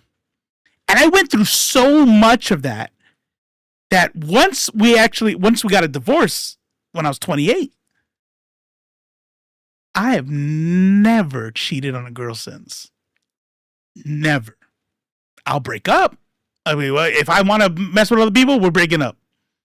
Because, again, it's not, I wish I could say, yeah, I learned how to be a better man, yada, yada. Which I have. I think, you know, to pat myself on the back, I have done a lot of work to become a better person in general. But I know that I don't do it because it fucking, like, brings back shit. Like, ah, man, I hated who I was. I hated the feeling. I'm never going to fucking feel like that again. Never. So it's almost like selfish. It's weird to say. It's almost like I don't cheat because I don't want to ever feel like that again. I don't want to ever feel like what I felt when I saw my ex-wife screaming in pain, crying, saying she hates me. You know what I mean? Like, I never want to experience that. My daughter tell me she hates me. Like, I never want to ever experience that again. So I'm never cheating ever again. That's kind of how I feel about like when it comes to like saying ableist shit, right? I'm not saying that I won't fucking still call somebody a dumb fuck or you know, like, yeah, I'm cool with being mean to bad people. But if I say something that's going to hurt somebody else, I'm extra sensitive to that because I have fucked up so many times in that department that I want to make sure I don't ever hurt anybody. But yeah. Good thing Manny was asleep. She would have texted me like 18 times already. She was like, stop it, stop, you don't have to say all this. You don't have to say I stopped taking the meds because of the side effects they gave me. That's how I became MMJ. MMJ, what is that? MMJ medical. Medical marijuana patient? Is it medical marijuana? I know how you feel when you talk about PTSD, anxiety, and depression. My heart goes out to you, Robo. But not in the not in the ELO. Thank you. I had to teach myself just to be quiet when angry. Yep. Therapy taught me to walk away. You know, yep. You're a girl and as man. That's what's up. You could be my cousin.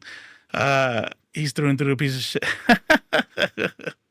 Well, hopefully he finds. Thank you all for the kind words, and hopefully your cousin finds his way as well. Oh shit. Okay. That said, ladies, gentlemen, and NBs, that is the end of the show. I'm Robo. This is LeftFace TV.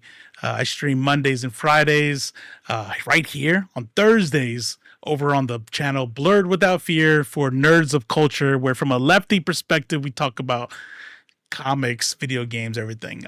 I stream here on Twitch and here on YouTube. So if you're on one and you don't follow me in the other, go click follow on the other. And then, you know what I mean? It takes like, a little work, but good news, it is free and it helps a tiny microscopic streamer like myself out a whole bunch.